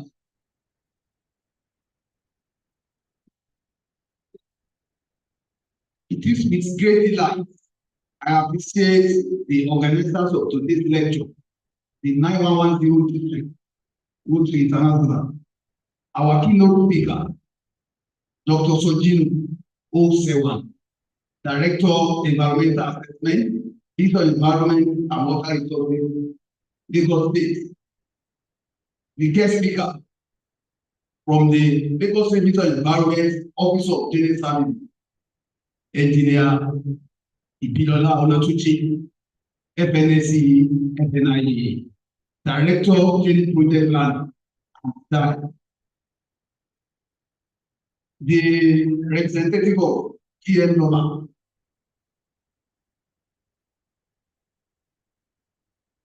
as we gather here today to discuss the critical issue of the land development and impact on aquatic life and environmental well-being. It is imperative that we confront the stark reality facing of our natural ecosystem, particularly here in Lagos State. Lagos, with rapid urbanization and extensive land development projects, stand at a crossroad where the delicate balance between the human progress and environmental sustainability hangs in balance. As we witness the transformation of landscapes and proliferation of concrete jungles, we must pause to consider the profound implication of this development on our aquatic ecosystem and overall environmental health. The aquatic life of Lagos State, encompassing its rivers, lagoons, and coastal areas, is a vital component of our natural heritage and ecological diversity. This water body supports a rich array of plants and animal species, serving as breeding ground, habitat, and sources of sustenance for countless organisms, including fish, crustaceans, and migratory birds. However, the relentless encroachment of land development into this aquatic habitat pose a grave threat to their integrity and resilience. The indiscriminate dredging of water bodies, the construction of waterfront properties, and the pollution from urban runoff and industrial activity all contribute to the degradation of water quality, habitat loss, and destruction of aquatic ecosystem. Environmental data from Lagos State paint a sobering picture of magnitude of this challenge. According to the annual water quality report of Lagos State Environmental Protection Agency, ASEPA, for the year 2022, water pollution levels in the Lagos lagoon and river exceed the acceptable limit of various contaminants, including heavy metals, organic pollutants, and pathogens. This pollution not only poses risk to aquatic life, but also compromises the health and well-being of the community, related to this water source for drinking, fishing, and recreation. The discussion above on land development impact on aquatic life aligns with Sustainable Development Goal 14, emphasizing the need to conserve and sustainably manage marine and freshwater ecosystems. By addressing water quality degradation and habitat loss resulting from land development, we contribute to global effort to protect and preserve aquatic biodiversity and resources. The consequences of unchecked land development in aquatic life and environmental well-being are far-reaching and multifaceted. With the decline of fish stocks, loss of biodiversity to the exacerbation of water pollution and coastal erosion, the ripple effects of this impact extend beyond the confines of our waterway to affect the broader socio-economic fabric of our society. However, amidst these challenges, there is hope through concerted effort and collaborative action. We can mitigate the adverse effect of land development on aquatic ecosystem and chart a course towards a more sustainable future. This requires an holistic approach that integrates sound land use planning, environmental regulation, and community engagement to safeguard our natural resources and promote resilient, healthy ecosystems. As a stakeholder and steward of the environment, we have a collective responsibility to protect and preserve the aquatic life and environmental well-being of Lagos State for current and future generations. Let us heed the call to action, embrace the principles of sustainability and conservation, and work together to ensure that our land development practices are in harmony with delicate balance of nature. At this junction, I must commend Rotary District 9110 for thinking of two great causes. We need more of this to sensitize ourselves on the impact on our aquatic life and environmental well-being. In the same way, I want to call on the relevant authority to take the cognizance of the building menace and nip it in bud before we come back to create more harm than we can imagine. We need to save our aquatic life and our environment by extension. And as always, the Nigerian environmental engineers is always willing to collaborate and partner with all bodies, private government, all in the drive for saving of our environment.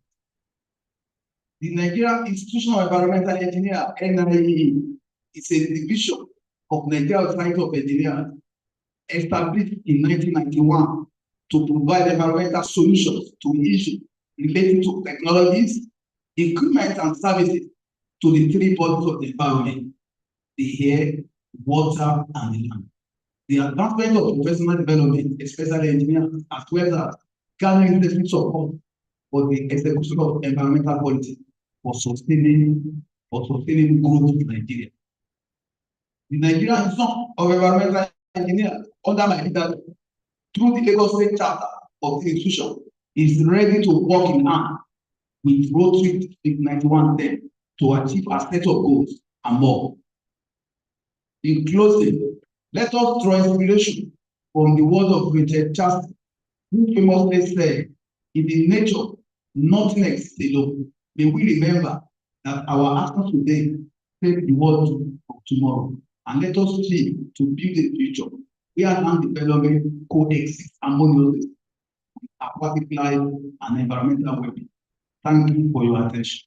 I remain.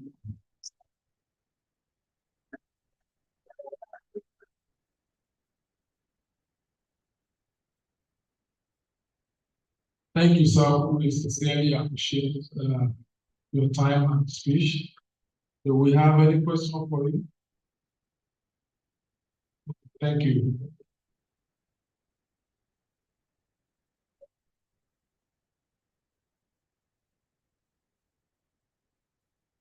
Okay, we cannot close this without having the representative of Norma talking to us. At least he will have one or two things to tell us. Fortunately for us, and we fully understand what we're doing here. So he will have one or two things to talk to us about in 1 minute.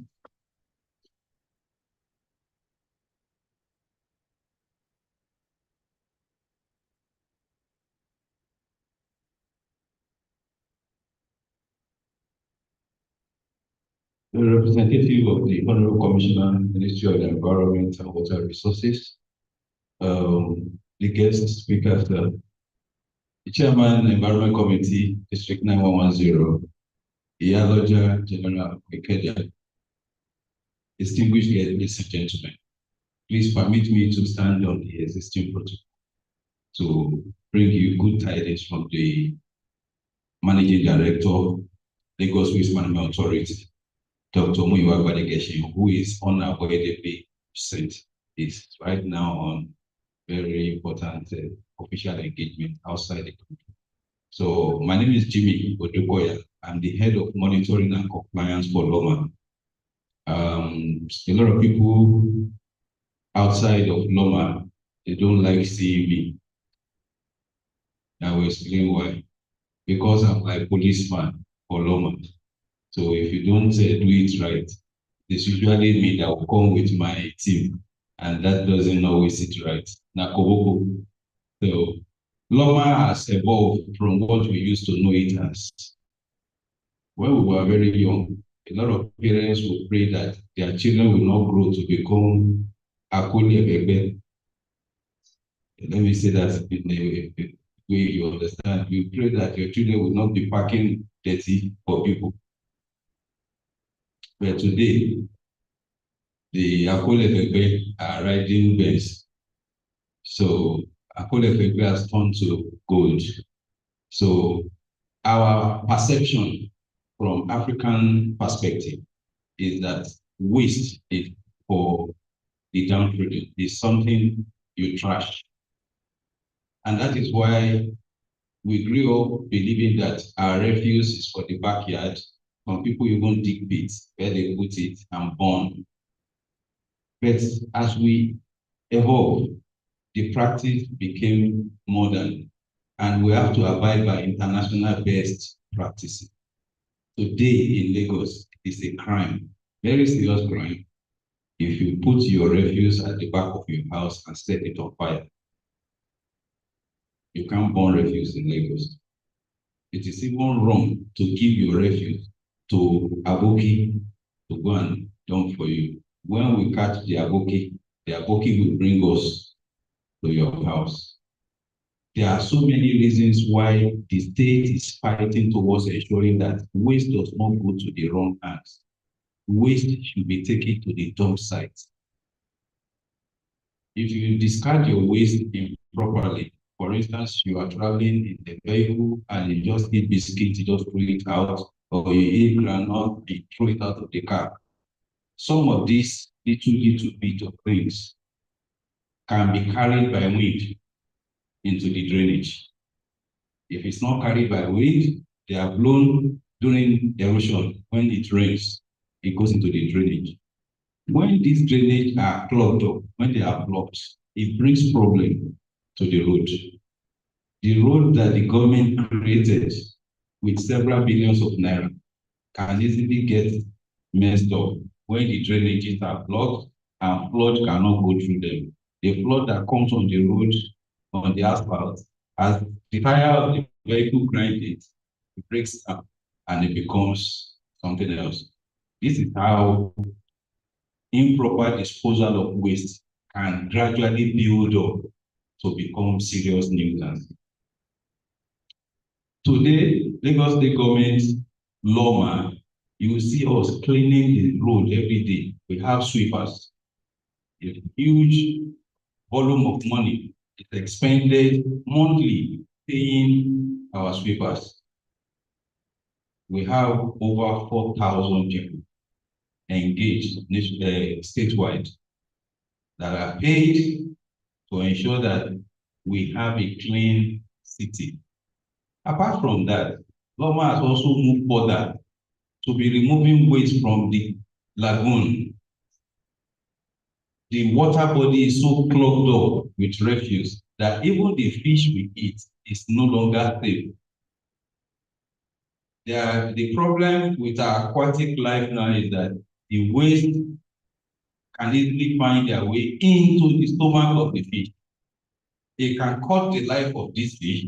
It can also cut the life of we that are consuming the fish.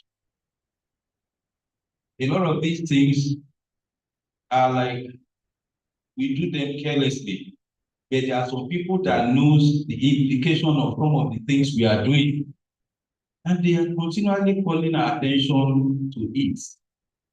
That is why a department such as monitoring and compliance was set up, because a lot of us are so carefree that until Koboko is brought down, we don't believe that that thing is important. Until shops are still though, and you cannot enter door, then you believe that there is problem. Then you will listen to what they are saying. You are welcome. Just enlightening our people about the importance of Loma in what we are discussing here today. Distinguished ladies and gentlemen, it is our collaborative effort that will clean our society, our state of all these manners. The reason for us being here today is to take home this message. Every day, government will go around sealing places that are not paying their waste disposal or that are not allowing government to pick. Is that what we should be doing in this 21st century? We should have gone past all that. So I don't want to bore you with too much of English. We have had a lot of English before. But this is a reawakening call. Let us do it right. We are doing it right not for Governor Sanwo-Olu. We are doing it right for ourselves, our children, and our children yet unborn. Distinguished guests, ladies and gentlemen, I so submit. Thank you very much. Thank you so much. Appreciate it. Please extend our appreciation to the MD. Yes, the speech I've done with, we have come to the area where we do the award proper. Much has been done. Now we have our DG to do the rest. And Chairman. Thank you very much. My DG, you're welcome back. We will crave your indulgence to please help us present the awards. The first one will go to National Institute of Environmental Engineering. Please, ably represented by the National Chairman.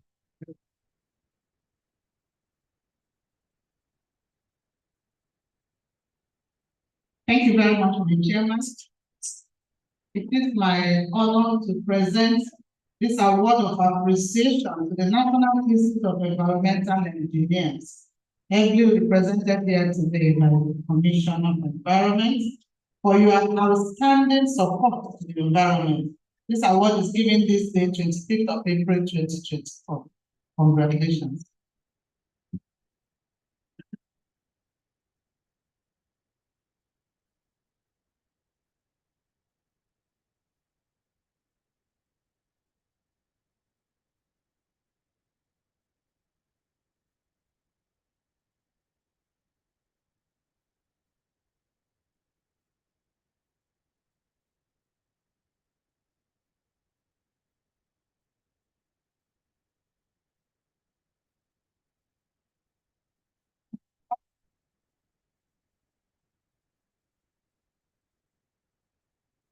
He's wearing two caps. So now I'm presenting a personal award. This is an award of appreciation presented to Honorable Tukumbo Wahab, Honorable Commissioner for Environment and Water Resources, for your outstanding support to the environment given this day, 25th of April, 2024. Congratulations.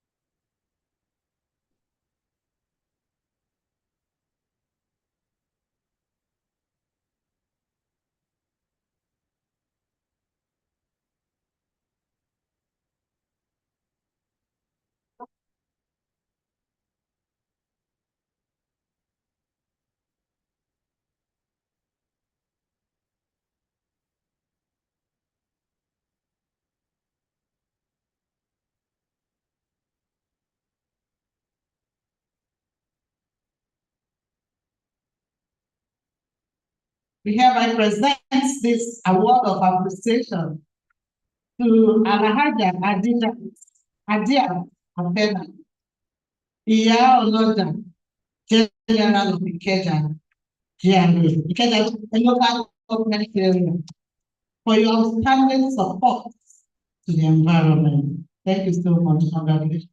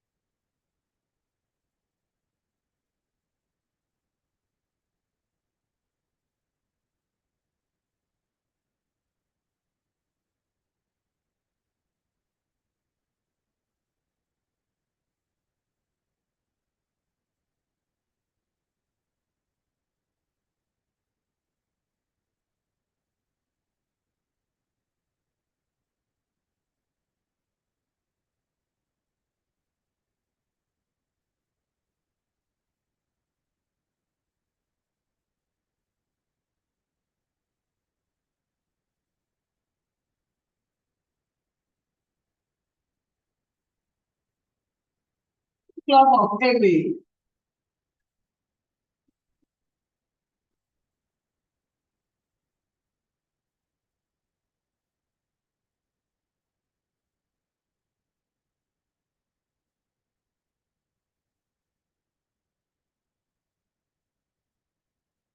Thank you very much. Thank you, ma'am. Rotary Club of Baby. Now we are presenting the Gold Club Awards. Those clubs that scored over 90%. Environment. Congratulations.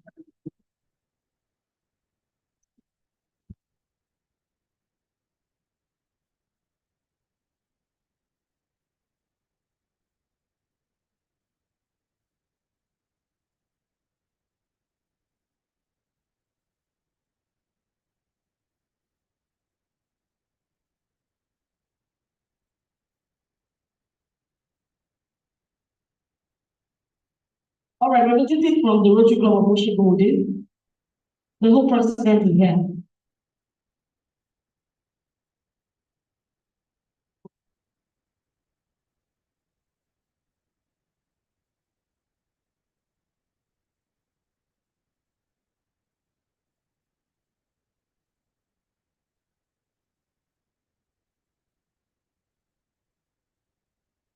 All right, Ikoyi Metro, any representative?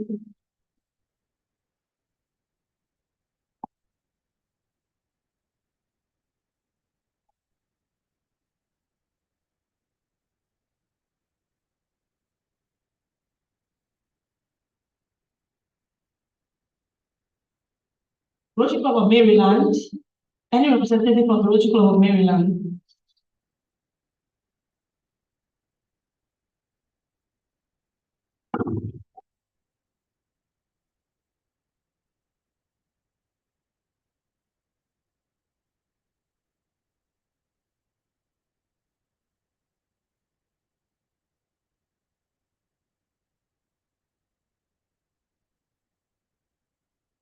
Rotary Club of Ikeja, GRA. GRA, okay.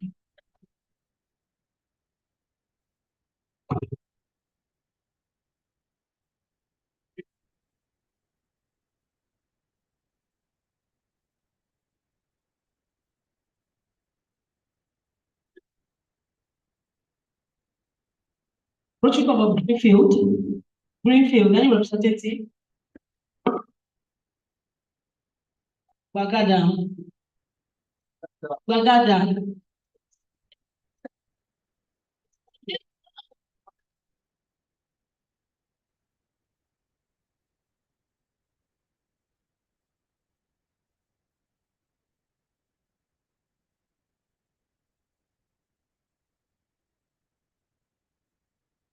Rotary Club of Shomolu. Anyone for Rotary Club of Shomolu here?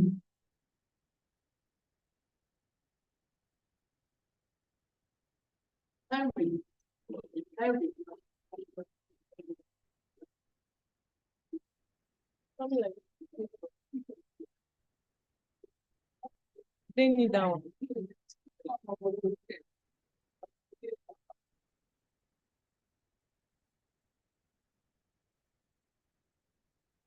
So we called Rotary Club of Canal Estate earlier, and wasn't here. So please just come for it.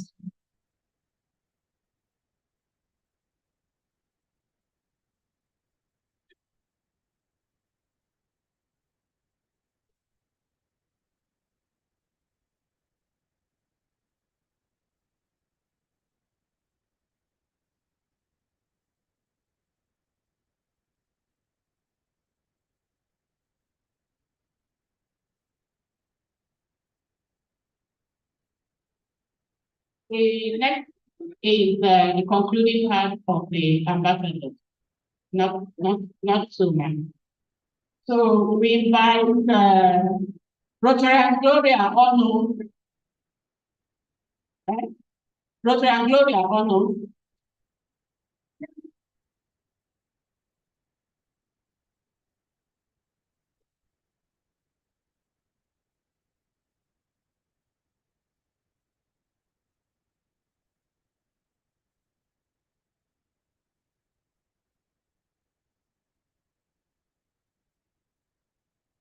Congratulations for being a planet ambassador.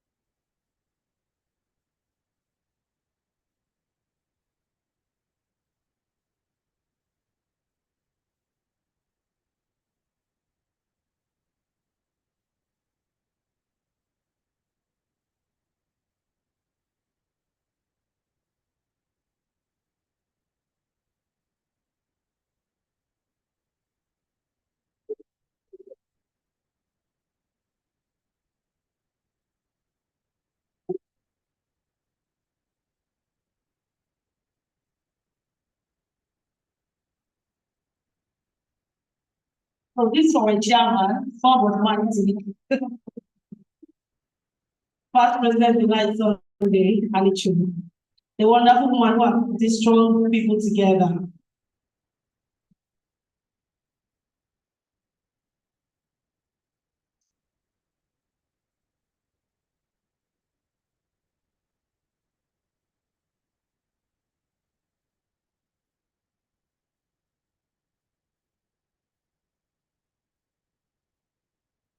As a Planet Earth ambassador.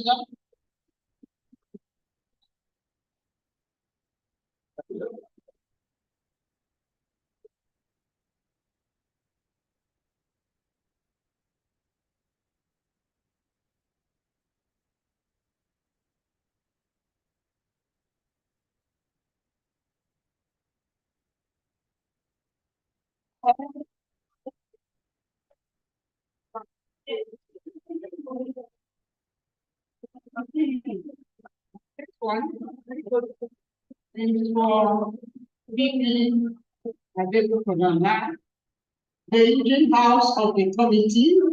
She worked so hard to put this together.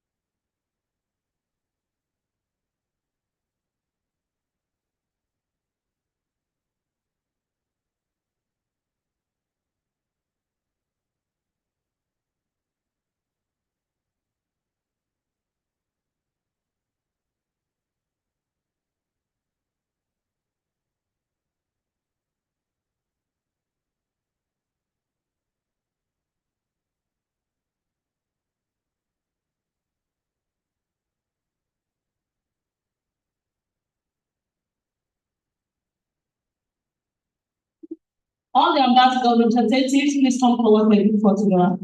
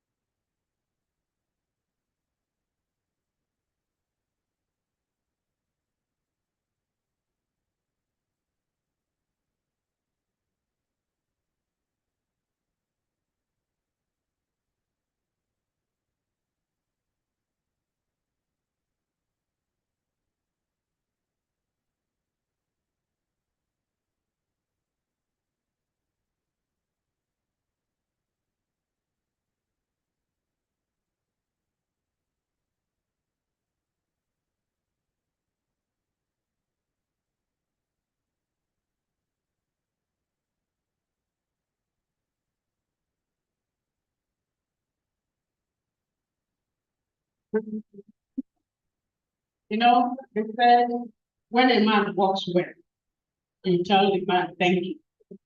I have a team that worked tirelessly to put this together.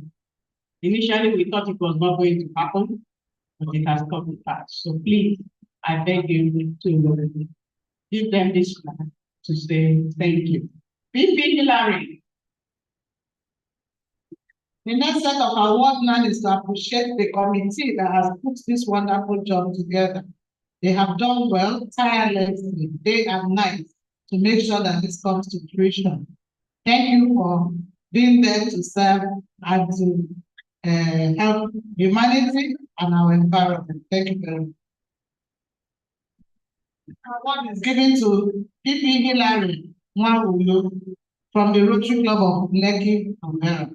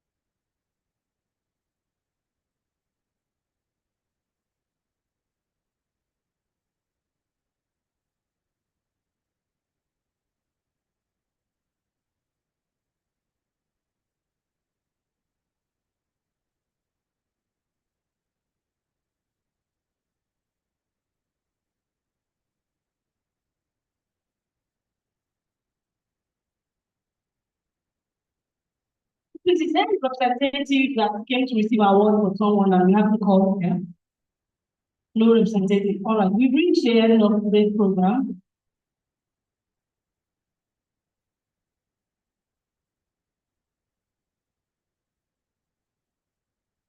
So we will call the district governor. Ma'am, before you step out, ma'am, just a minute to just close the program for us. We'll end today's program. Thank you very much, ma'am.